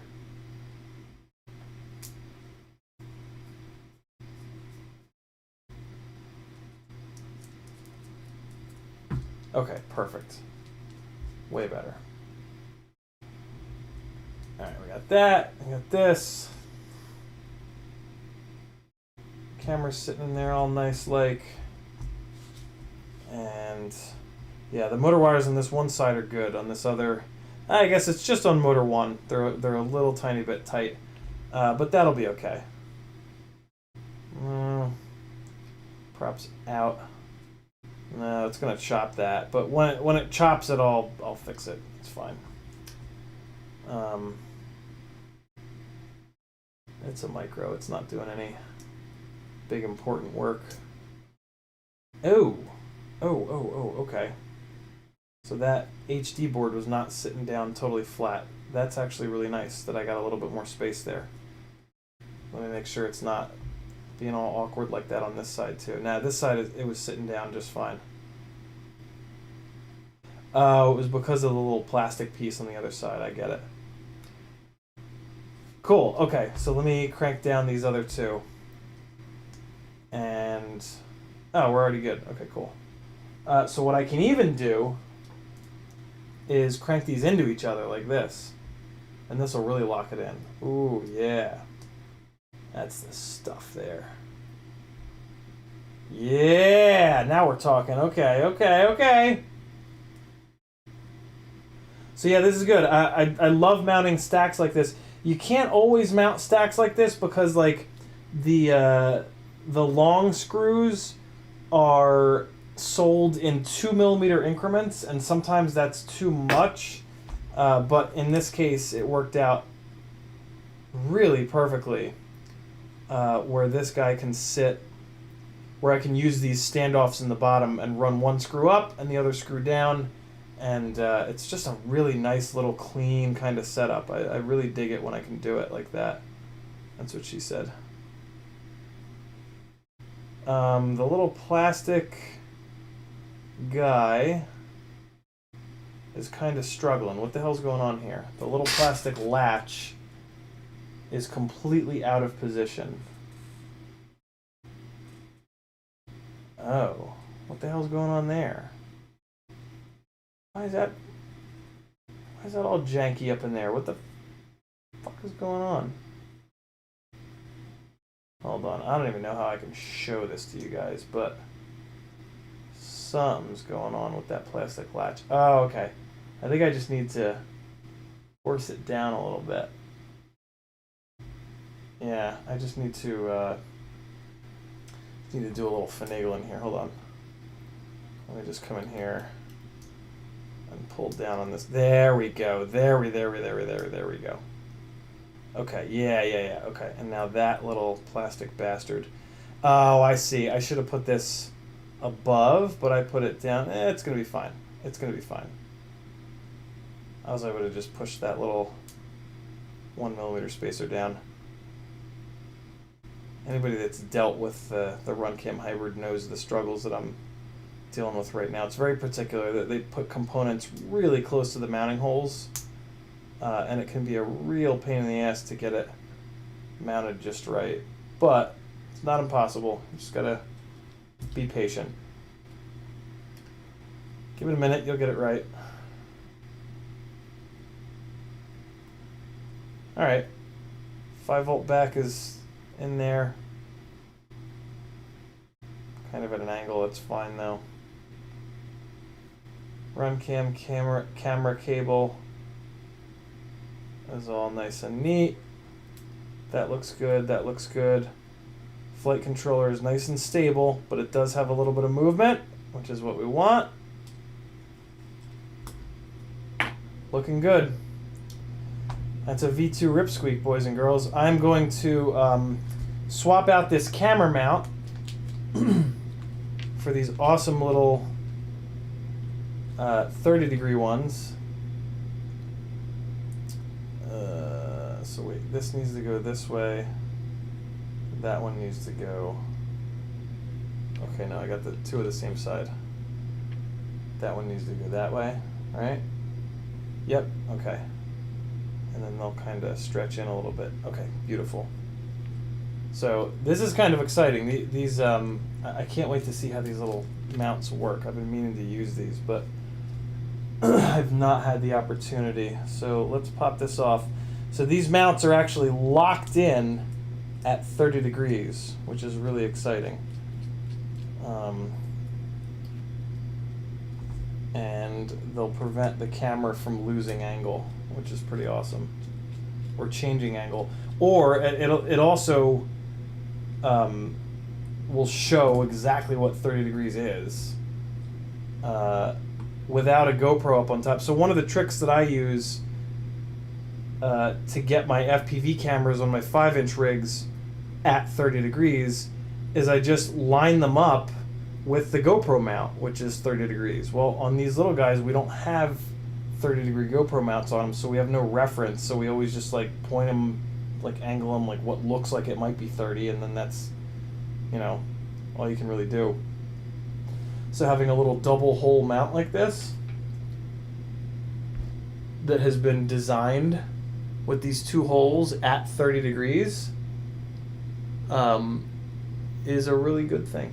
So let's see how it works.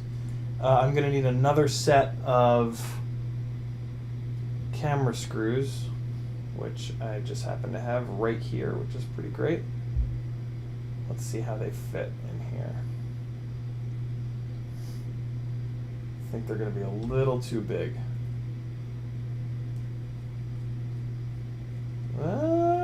Looks pretty good. Nope, yep, that's perfect. Cool. So I am gonna hold on to these. I'm actually gonna stuff these back in here. Nah, it's just gonna fall right back out.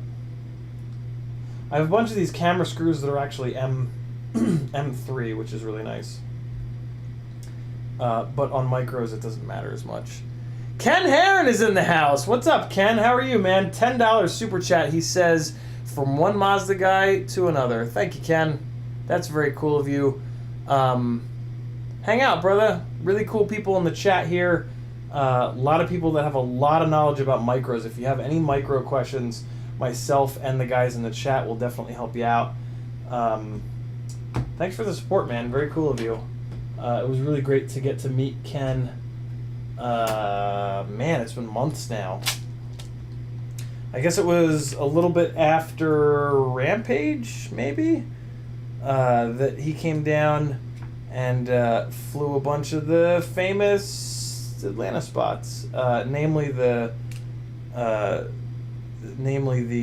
stadium. The stadium has become like one of the most well-known spots here in Atlanta. On the intro of this live stream, oddly enough, I just happened to play some of the footage from one of the 3 times that I've flown at the stadium. Strange coincidence there. I'm actually going to leave this out because I got to do a little cleaning afterwards. Thank you, Ken. We're going to add Ken's $10 to the Mazda 2 fund here. We're going to Gear Fund. 1925 becomes 1935. Thank you, brother. Very cool of you. Much, much, much appreciated. Chomper says his 2.5-inch wiener is flying better now. He gave his peen more D, which always helps. I agree, Chomper. More D for all of our wieners is always a good idea. More dick gain. Did you guys? That's actually what the D in PID originally stood for. But then there was an engineer by the name of the engineer's name was Michael. His last name was Hunt, and he was upset by the by D being Dick, and he decided that it needed to change to derivative. So now it's unfortunately the D in D gain stands for derivative, which you know, is kind of derivative if you ask me. Sorry, I had to. That was terrible. That was a bad one. That was a legitimately bad one. But you know, run out of jokes sometimes. Run out of dad jokes sometimes. Yo, this little mount is fantastic so far. I'm digging this little hybrid specific 30-degree mount, and I'm noticing that I thought that I had this thing sitting at about 30 degrees, and I did not. It was closer to 20, which I've always kind of like suspected that. Like it's always seemed like with micros I've had them at less than 30 degrees up tilt, which is fine because the whole point of micros is that you're flying them in smaller spaces, right? So like it kind of makes sense that you would run less up tilt, but the problem with running less up tilt is then it totally fucks your muscle memory up, and it really feels awkward to fly a rig that is at less than or more than the up tilt that you're used to. It's actually a really big deal. Like it's a really big deal. If you're trying to get better as a pilot, you really want to spend some time getting the up tilt equalized on all the rigs that you're gonna fly. You really notice it during power loops. Power loops are if you're flying, and you notice that like all of your power loops are kind of shallow, you're not getting enough backwards throw, or you're getting too much backwards throw, stuff like that. That's a really good indication that your up tilt is wrong. You know, in air quotes, of course, on that rig that you're flying at the time. So yeah, try to. That's just kind of like one of those things that you learn after flying thousands and thousands of batteries. And it's kind of nice to have something that you can blame it on, right? It's kind of nice to be like, oh, it's not my fault. I'm not just shitty at power loops. It's the up tilt. The up tilt's the problem. I'm not the problem. You know, it's always good to have a good solid excuse so that you don't have to own up to the fact that you know, you fucked up. Am I right? I'm the kind of person that always tries to avoid that, and I always look for. I always kind of blame myself first, blame my piloting first. But that's just me. That is just me. You don't have to be like me. I actually suggest that you don't. In a lot of ways. That's not true. That's not true at all, come to think of it. It's been a good year. Alright, so this, the camera cable is like just short enough where I had to remove these standoffs in order to get these over here, but that's fine. Just be really careful when you got your RunCam hybrid flopping around. All these individual little cables are pretty fragile. You really try to not bend them, try not to pull on them.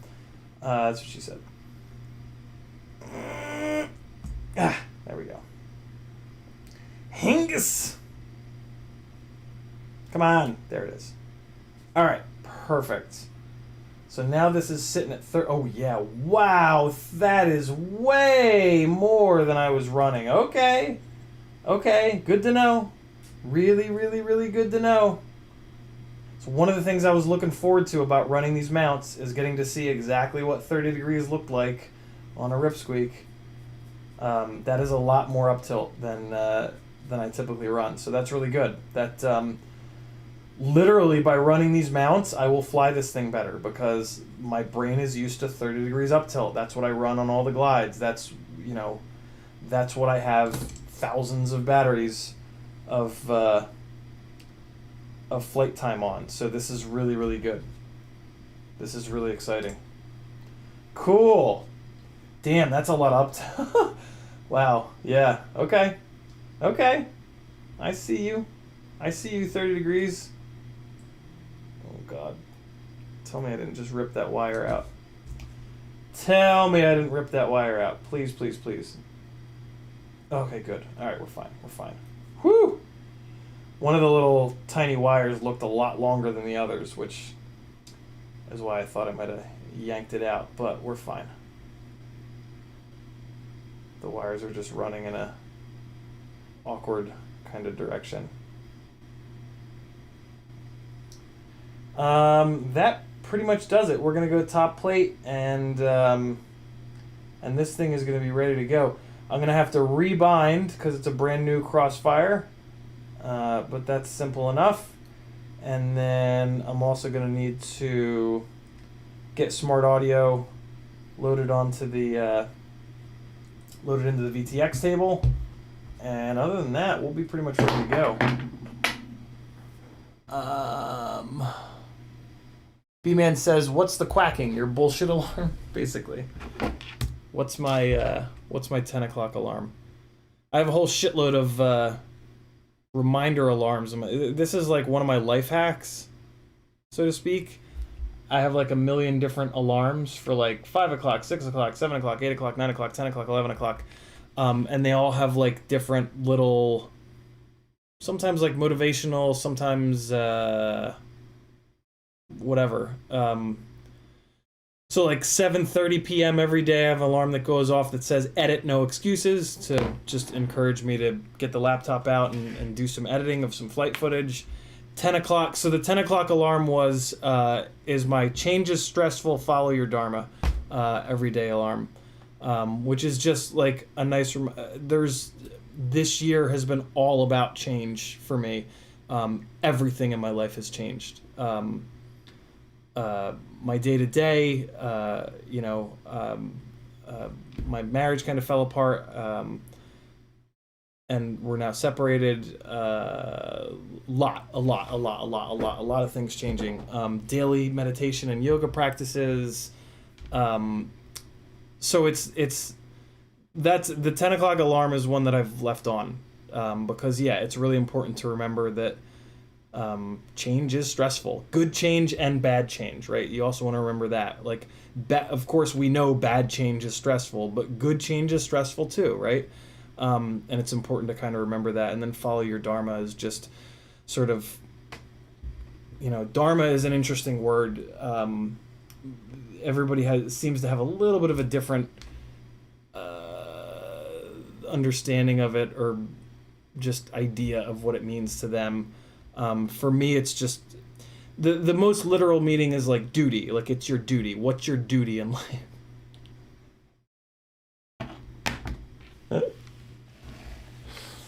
D-U-T-Y, not D-O-O-D-Y, before any of you assholes type it in chat. What's your duty in life, right? Very, very open-ended question. Very, very difficult thing to think about, but an important thing to think about. And it's just something that'll kind of open your mind a little bit and give you something to kind of think about, because what is your duty in life, right? Like, is it just to go to work every day? What do you do at work, right? Like, are you doing something good at work? It can really make your work a lot more valuable, right? Like, when I was a project manager for almost 20 years, and like, I never thought about it. I didn't have any Western anything in my life until this year, pretty much. And I never really thought about that. I never really thought about like what's my deal, man? Like, what do? I would just go to work to make money. And that works for a while, but didn't work for me long term. And I burned out real bad and things got really hairy. So yeah, thinking about like what your duty in life is really interesting, and it's tough. It's a tough thing to think about, but it's a really important thing to think about. Huckleberry FPV with a $20 super chat. God damn, brother, thank you. He says, just because. Much appreciated, man. Thank you, Huckleberry. Very, very kind of you. And then I've also got an 11 o'clock alarm that says to practice mindfulness, which is another really good one. Mindfulness is another pretty broad concept, but a really important concept in my opinion. And just taking a little bit of time to kind of ground yourself and take a moment to live in the right now. As an anxious person, my brain tends to be thinking in the future or in the past. Screaming at myself, kicking myself for mistakes that I've made in the past, or trying to plan shit in the future so that those mistakes never happen again. And it's a bit much. And with everybody does that, but with anxiety, it's a bit much. So anxious folks really do very well when they start practicing mindfulness. And it doesn't have to be meditation. Meditation is certainly the most effective version of way of building mindfulness. But it doesn't have to be that.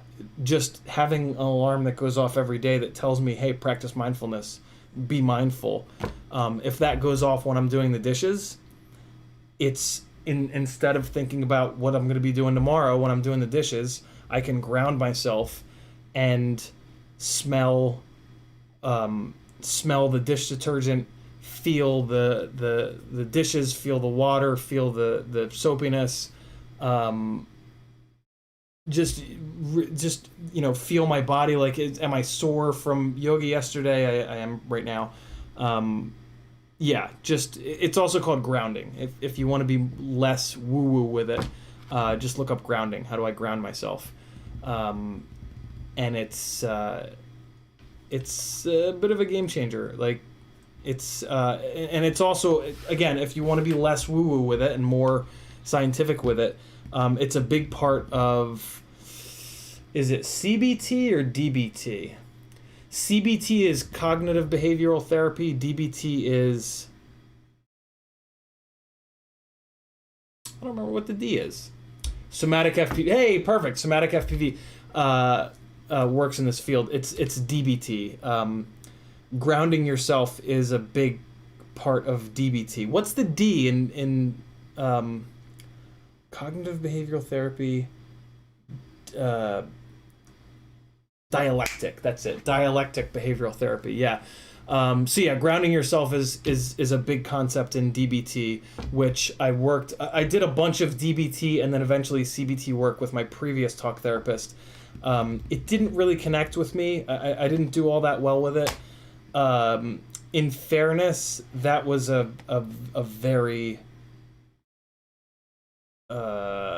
challenging part of my life that I was going to that therapist. So maybe it was just not the right time. But yeah, I don't know. Just some things for life, Put alarms on your phone. Type little messages to yourself. So you can set them to go off every day. You can set them to go off every Thursday and Tuesday. It's I know it seems like total nonsense, but it's a big deal. And like I've told a bunch of people about it, and a bunch of people have been like, holy shit, that's like so simple and so brilliant. Most recently, I told my girlfriend Maggie about it, and she did it on her phone, and she's been loving it, so that's been pretty cool. Those of you that hang out in the live streams late get little personal gems like that. What do you think of that? So yeah, that's been pretty cool. Let me get caught up on chat, and then we'll throw the top plate on this guy, and maybe I'll grab the other RipSqueak. I'll definitely put something else down on the desk that we'll work on a little bit more on. We'll start working on either tonight or Friday. What time is it? 10 o'clock? We went on at 8? Okay, yeah, we'll get this wrapped up, and then I'll pick another build to put on the desk, and then I'll wrap this up. I might actually hop into I might hop on the driving sim. Look, I'm now putting the driving sim in here instead of out there in the living room when it's all folded up. But there she is. But yeah, I might jump on Assetto Corsa, so you guys might get a little bit more of my big dumb face tonight. Metal Dirtskin says we just covered what the D stands for. Remy Tim says DMT. DMT is something different, with its own potential uses in therapy, which is interesting. I think next year, I believe it's next year, DMT and the rules surrounding DMT and psilocybin are going to relax a little bit so that scientists can do a little bit more work. DMT has some really... Is it DMT? Either one of the two, probably both. DMT and or psilocybin is mushrooms. Have some really promising results on PTSD. I've heard like 50% of people with PTSD are seeing like it's kind of curing it. And we're not just talking about like getting it from some guy in a fucking blue muumuu and coming home and getting ripped. It's in an office, like a guided trip, basically, with scientists monitoring you and like, yeah. So don't everybody go out and get mushrooms and think it's gonna fix your PTSD. It can very easily make it worse, which is something that Healthy Gamer Dr. K talks about a lot. So be careful, guys. Careful with drugs. In a lab setting, it's very different. Even like microdosing, right? Like microdosing sounds great, and like I've certainly talked to a bunch of people that have had good experiences with it, but like we just don't know, right? What if 20 years from now everybody that was microdosing starts barking like a dog and can't stop? That's gonna suck, you know? So maybe just hold off. Because what's cool is there's science coming, right? Like I feel like now is not the best time to dive into drugs, right? Like let's just chill. Like weed is becoming legal in like fucking wildfire, so there's gonna be tons of research around that. DMT, psilocybin, God knows what else. You know, now's the time to kind of like just chill for a minute, let the fucking scientists science, and hopefully we'll find the benefits from some of these drugs that have been very wrongly demonized since Nancy Reagan, right? I think Nancy Reagan was who really fucked this country over in terms of getting some value out of these substances that are naturally occurring. Some of them, not all of them. Paulie Lee FPV says, thumbs up, my friend. Thank you, brother. CMYK says, so building out a Cinewhoop, what components from the RipSqueak can carry over? Pretty much everything other than the motors, to be honest. My both of my Cinewhoops, which are out in the kitchen, both of my Cinewhoops have pretty much the exact same setup as the RipSqueaks. Different VTX, a little bit more powerful VTX.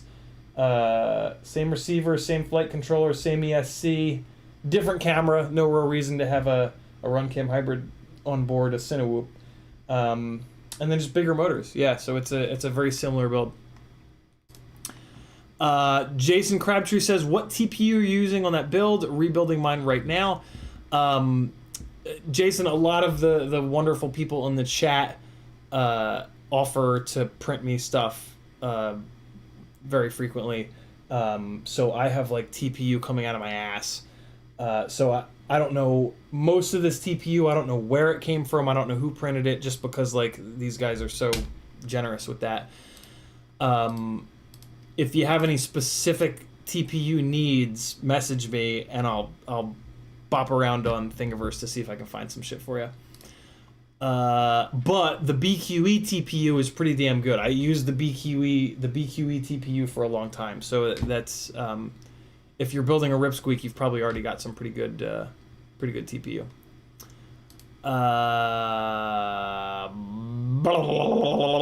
Where we at? Doom FPV says, "Keep your head up, boss. We all love you here." I appreciate that, Doom. Yeah, I'm really lucky to have you guys in my life. You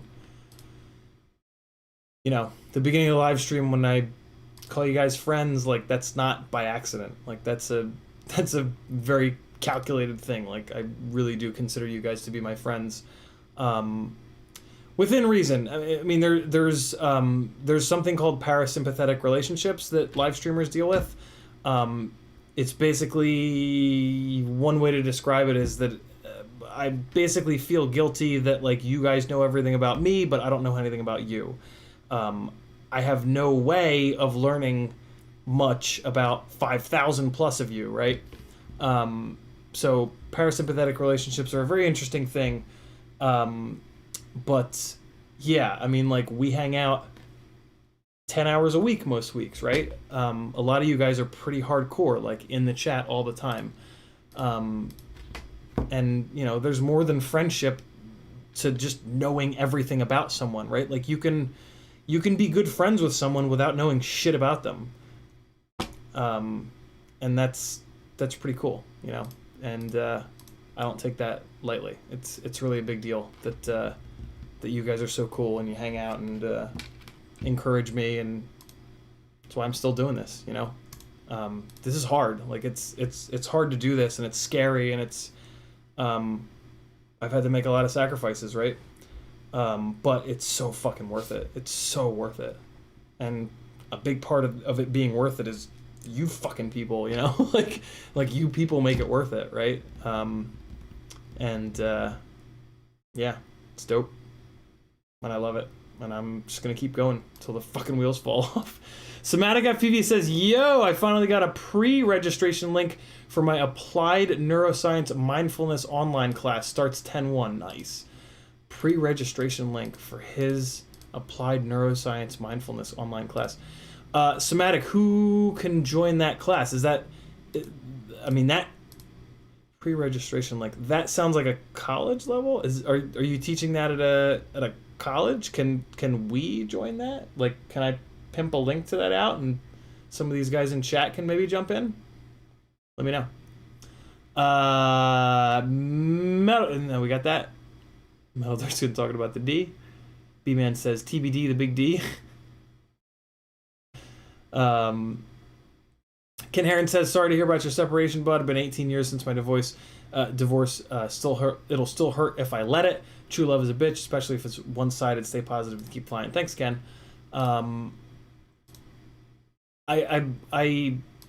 Yeah, it's weird to say this, but like this separation has gone really well for me. Yeah, like it was hard and it was sad and all those things, but I'm glad that it happened. I did not kick it off. It happened to me, but I'm really lucky that it did happen. It happened at a good time. A lot of things have lined up quite beautifully, and I'm a lucky guy. I'm a really, really lucky guy. I've put in a shitload of work, and I've kind of created a lot of my own luck. But you know, there's always a shitload of random chance. You just gotta set yourself up for that random chance, and you've got to be willing to say yes to that random chance, basically. So, yeah, we do what we can, and just be as open as possible, and make it work. Dauntless FPV says, "We feel happy being with you, and you feel happy being with us. Sounds like friends to me." Yeah, very true. Very true, Dauntless. Frank Nicholas says, "Hello, glad to meet a friend of Ciotti. Had to add the FPV so that you would notice it." Somatic says, "Anyone?" Yes, nice. Somatic, I'm gonna make you a mod. Drop the link if you don't mind. Guys, if you don't know, Somatic FPV is the real deal.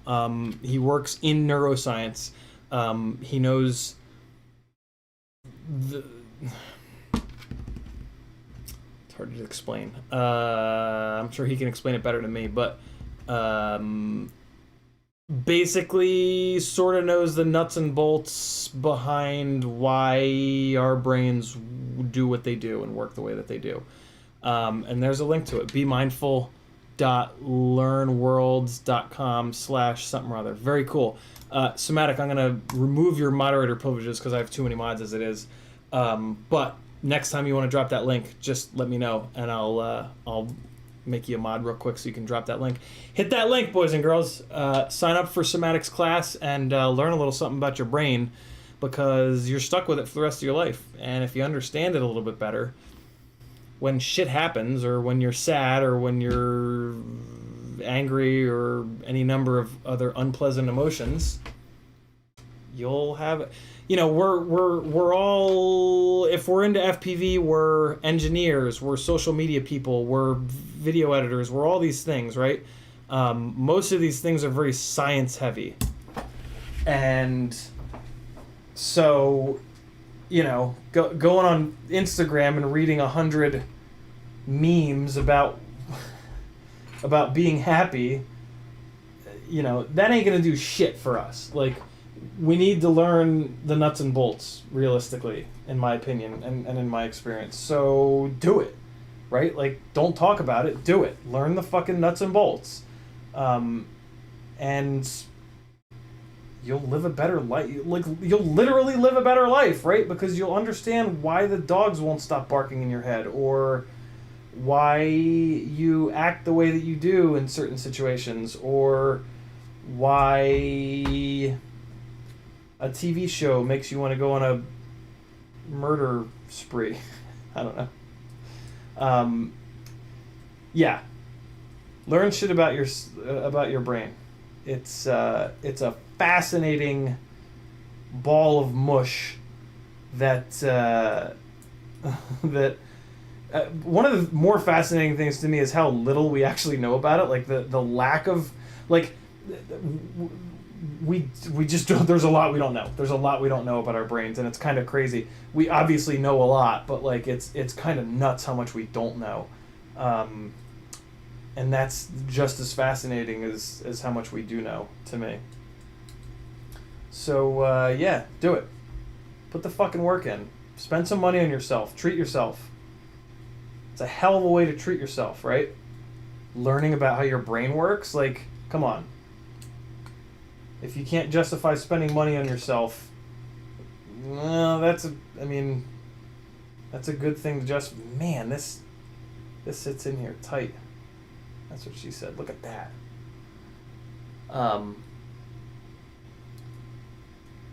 Look at this thing. So let me check out the bendiness of this. Ooh, you know what we can check right now? Oh yeah, hold on. Let me grab the other RipSqueak. I now have fully built V1 and V2 RipSqueaks. Ooh, yeah, buddies. Here we go. Okay, so one of the complaints that I have heard about the V2 RipSqueak bottom plate is that the V2 bottom plate does not look as strong as the V1. This is the V1 here, and it looks stronger because it's wider. This is the V2. It doesn't look as strong because it's got these big-ass cutouts here. But what Bill did is he increased the thickness of the main rails here that travel the length of the base plate, whereas on the V1, those runs of carbon are more narrow. They're out farther, but they're more narrow. So there actually should not be much of a difference in I believe this would be considered torsion. So I'm taking it like this and I'm twisting it. Can you tell like what I'm doing with my hands? I'm how can I show you guys? I'm doing that. That's what I'm doing. I'm twisting it like this, right? Just from the ends of the arms to get the max kind of torque on it. So when I do that, this is the V2.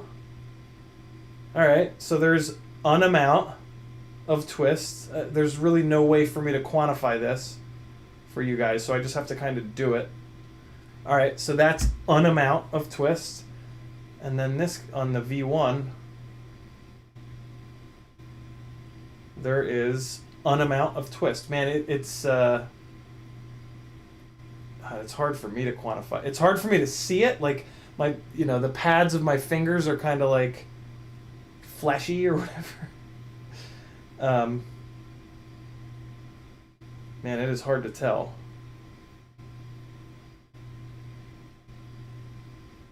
Yeah, I mean, there's some flex there for sure on the V1. I don't feel like there's really a difference. I mean, the difference doesn't jump out at me, that's for sure. Yeah, I mean, they both have a little flex. All frames will. When you do this little test with any frame, there's always going to be an amount of deflection. Yeah, I mean, it's not night and day. I mean, it might not even exist. It's hard to tell because every time I twist it in a different direction, the frame kind of moves. So what I'm doing is I'm looking at it like this. I'm looking at it head on, if you guys couldn't kind of tell.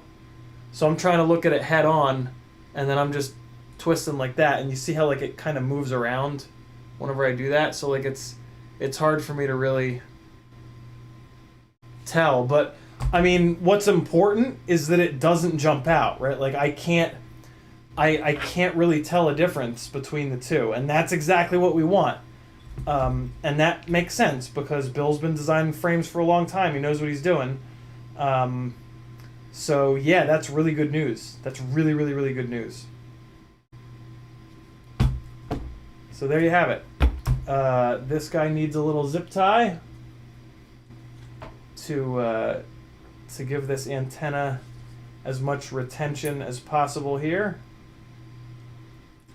We'll use one of these pretty pink ones because I guess I'm just a pretty pink kind of guy. Alright, so let's get this cranked down. That's about right. And then throw a battery strap on it, of course. Damn right, Frank. Frank sent me this spudger. It's called a spudger. I just like the name of it. It's a spudger, bro. What else? I do need to... So here's what I'm thinking for this little guy. Here's what I'm thinking for this Mini Mortal T. I think I'm going to put it out here. And I'm going to run two of these little flip-flops. And I'm going to run them down. I'm going to flip-flop it down and then around the little schleem. You take the schleem and you put it in the bing bong and you wrap it around the jib jab. And then you run it in through there and that's it. That's all you do. How was I gonna... I wanted to like cross these though. How am I gonna cross these? If I just... Oh yeah, I can just use the little heads to cross them. Okay, so I'm just gonna make a little X out of these schleems here. And anybody that doesn't watch Rick and Morty at this point is like, what the fuck? Is this guy having a goddamn stroke? The answer is yes, I am. But I'm also quoting Rick and Morty. So yeah, I can just schleem these a little bit here. And I don't really need to hold this thing hard. I just need to hold it a little bit. Alright. And what's this little nipple here? Nobody likes an extra nipple. Get out of here. Get out of here, extra nipple. Nobody wants you. That's fine. Alright. So there's that. And then there's that. And why is it starting to pull this sideways? Why are you not... What the hell happened here? What are you doing, zip tie? Oh god. God, I've pulled on it too hard.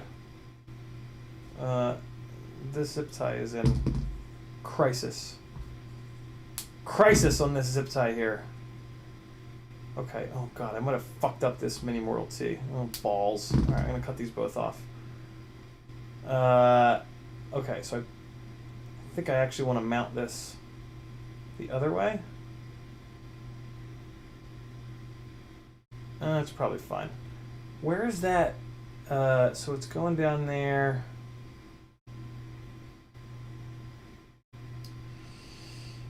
I want it to sit right there. I want it to sit exactly right there. Oh, farts. Goddamn, shrink wrap is coming off. The shrimp wrap is coming off. Get back on there, shrimp wrap. There we go. All right, perfect. So that shrimp wrap is back on there. So now if I pull this out a little bit to pull that Crossfire Nano forward, now I can...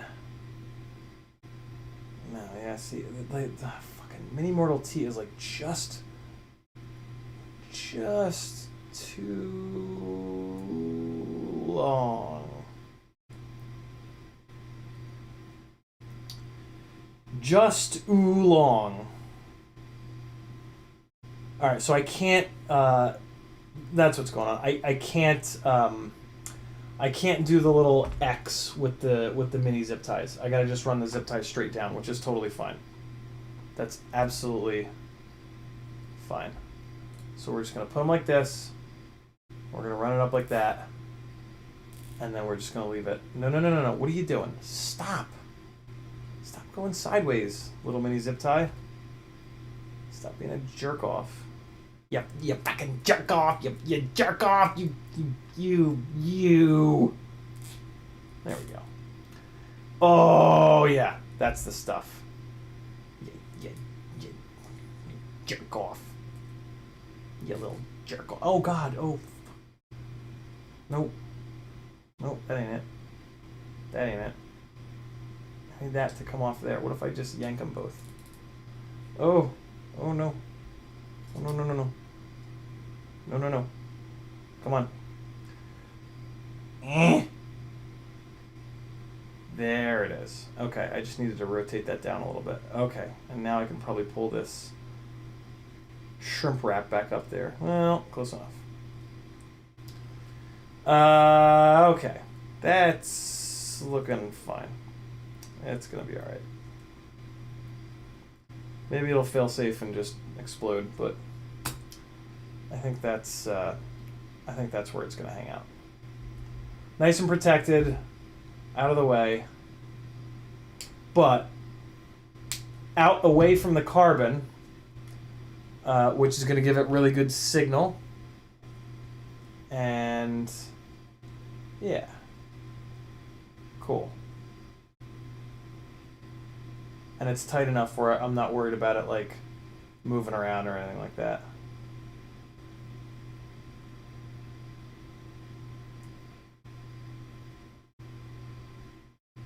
That'll work. Cool. V2 RipSqueak, boys and girls. I'll fly it hopefully tomorrow. I got a bunch of shit lined up to fly tomorrow. Throw a little battery strap on here. I got a whole bunch of batteries charged, a whole bunch of micro batteries charged. I want to fly both Cinewhoops. I want to try to see if I can tell a difference between the Brother Hobby 2004s and the Axis 2004s. That'll be fun. I can fly this, and I can fly the V1, which will be super fun. And ooh, I need one more zip tie. I need a zip tie around the. That's why this is out here, around the Crossfire and the VTX. So this is how I do it. I just run one big ass zip tie in the ass end here, and don't crank it down. Just give it enough. All you want to do is pull. All you want to do is keep the Crossfire Nano and the VTX, or just receiver, just the receiver, and the VTX in between the rear standoffs. So there's no need to go cranking away on this. Just give it a little bit of a tighten, move them around a little bit, and it's just gonna hold the whole communications package in between those rear standoffs there. See that? Right, nice and simple, nice and secure, no big deal.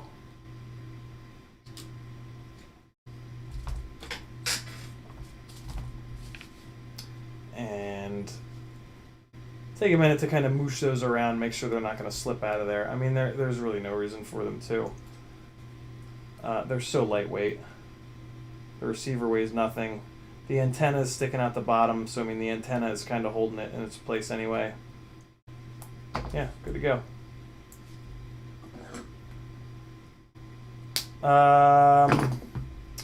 The head on this, though, does need to get the hell out of the way of the propellers. So the head on this zip tie should probably go, usually it's going to go in the back like this. Just so that the props don't hit it. You know what I mean? There it is. RipSqueak V2. What are we working on next? You guys want to? I should do the other RipSqueak, right? I should go all in on the RipSqueaks. Let's do it.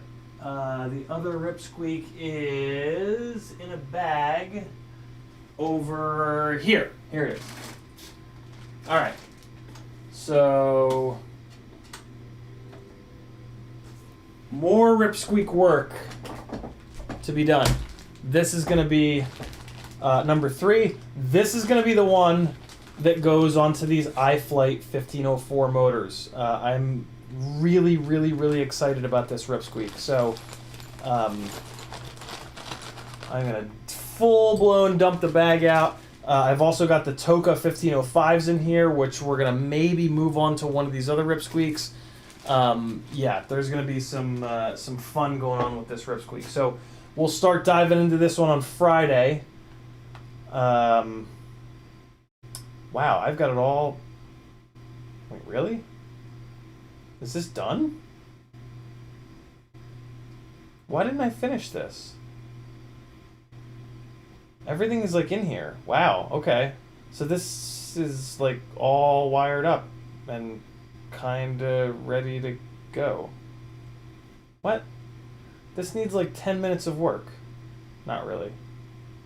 Okay, cool. So this'll, I mean, might be able to get this done. Oh, is this the one with the broken? This is the one with the broken camera. Okay. So yeah, we'll dig into this on Friday. Look at this mess. My God. We'll dig into this on Friday, and yeah, get RipSqueak number 3 up in the air. But for tonight, that's pretty good. We got RipSqueak V2. We got RipSqueak V1. The V2 is on the Brother Hobby 1504.5s. The V1 is on the RCX 1306s. I spent some time trying to tell the difference between these motors, and man, they are so similar. But the RCX 1306s are a 9x9 mount motor, which is a definite benefit. So that is kind of good. It's kind of good that this will be an interesting comparison of the frames, because I haven't been able to tell the difference between the motors on these two guys. If there is a flight performance difference, it's going to be because of the frame. I can't imagine that there will be, but you never know. So, cool. I'm into it. Back up to 2 RipSqueaks. It's nice when I stop flying. I fix lots of stuff. I got lots of rigs that are ready to go destroy again. I'm going to get caught up in the chat, and then we're going to wrap it up for the night, boys and girls. Boys and girl. Where was I at here? Hi, oh my God, you guys are the best fucking YouTube names ever. Hypothesis says, I have a tiny Go. All parts look like they're okay. What's a tiny Go? All parts look like they're okay for 3S. Any recommended batteries to try? Only use stock Gep RC ones. Cool. I don't need to know what the Tiny Go is to answer this question. Here's the deal on batteries. Hypothesis. Cheapest and heaviest and most durable, China Hobby Line. Middle ground, GNB. Lightest, highest performance, most expensive, most fragile, Tattoo R-Line. So Tattoo R-Line, China Hobby Line, GNB. Race Day Quads, RDQs, batteries. They're in-house batteries with the blue label. They're all made by GNB, so they're right in the middle. I run Tattoo R-Lines because they're only a couple dollars more, and they're always lighter, and they always perform better, and they're not that much more fragile. I blow batteries up a lot from just crashing really hard, so a fragile battery doesn't really affect me much because I physically damage the batteries before they cycle out. So yeah, that's it. Nice and simple. China Hobby Line are the cheapest, most durable, heaviest. And then Tattoo R-Line is all the way on the other side of that, and then RDQ GNB is in the middle. Great question. Great screen name too. Matthew Vega is in the house. What's up, brother? He says, glad I can finally tune into one of your streams. Glad you're doing well. Thanks, brother. Hope you're doing well. Hope you're doing well as well. Hope you're doing good as well.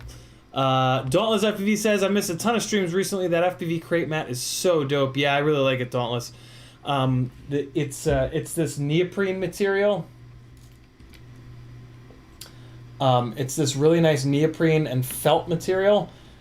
So what I find is like my builds don't slide around as much on the mat. You can't cut on it, but I don't really cut things on the mats that I had often, if ever. So yeah, I really like this mat. You can get this mat on FPV Crate's website, and I have an affiliate link if you guys want me to get free money. So yeah, I'm kind of in love with this mat at the moment. Frank, we got that. Frank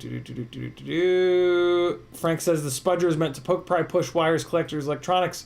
CiottiFPV still uses screwdrivers and tweezers for that, but uses the spudger as a pointer. Yeah, I do. CMYK says, bump the tune down a bit. Ciotti, more detailed answer. I use the sliders. Doom says, just took a maiden flight with a heavy 3-inch quad. Motor's getting hot after a 2-minute flight. I mean, so you said heavy, which could be the problem, believe it or not, especially if it's like a really tall statored motor.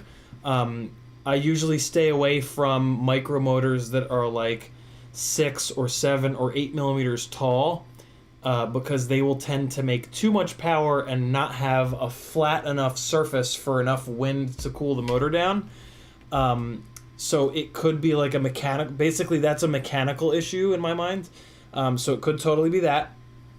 There could be too many vibrations. So on the Patreon channel, Doom, I'm not sure if you're on my Patreon, but if you are, up on the top of the Patreon, hit Tech Talk, and that'll give you all the tech articles that I've written.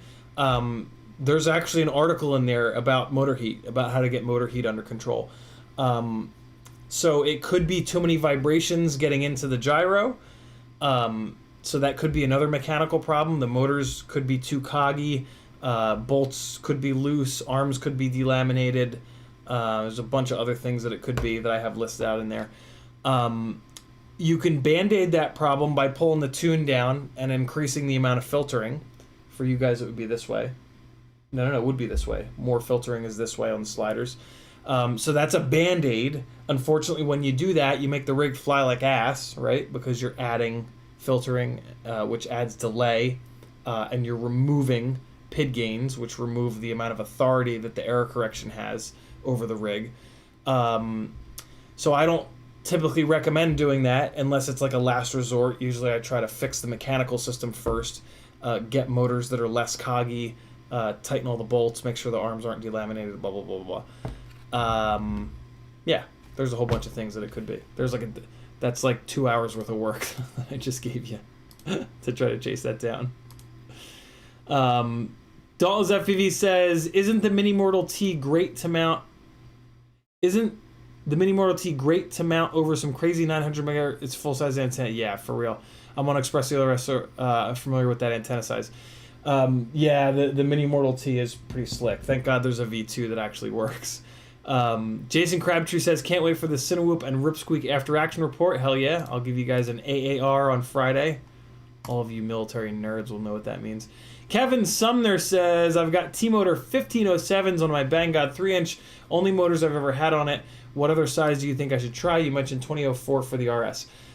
So T-Motor 1507s they were the best motor option that we had like a year ago.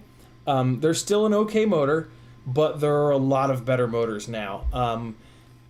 So on a Banggood 3-inch, that's probably 260 to 280 all up weight, depending on the build. That's pretty heavy. I would go with Xnova 1804s actually on that build. The Xnova 1804s, get them in the highest KV you can, which I think is 3500. Put them on 4S. Run them on T-Motor 3140 props, and that's going to be a hell of a combo. They have a 3mm motor shaft, so they're going to be infinitely more durable than those T-Motor 1507s or pretty much any of the other micromotors. The T-Motor 3140 propeller is a really good match for that 1804 motor size. They're going to run nice and cool. They're going to be durable. They're nice and smooth. Yeah.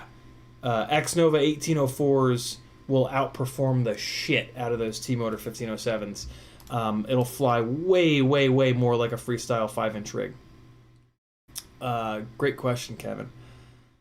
Wow. Okay, hot girls, webcams, and boys video chat was going ham in here. Thank you, moderators, for taking care of that. I gotta see what they were saying. View deleted message. Oh, just gibberish. That's a shame. They could have at least said something dirty. Smooth and Groovin says, what's your trick on getting T-mount adapters in? Oh, yeah, good question, Smoothin. So you put the... you've got your motor bell. You take your little... This is one of them. You take your little adapter thing. You put it on the shaft of the motor. And then you take the propeller and you push it down over it. What nobody realizes is these little fuckers are actually directional. So if you put it on there and you can't get the prop, take the little adapter and flip it upside down. And I bet you they're like this a little bit. You can force it over the wrong side.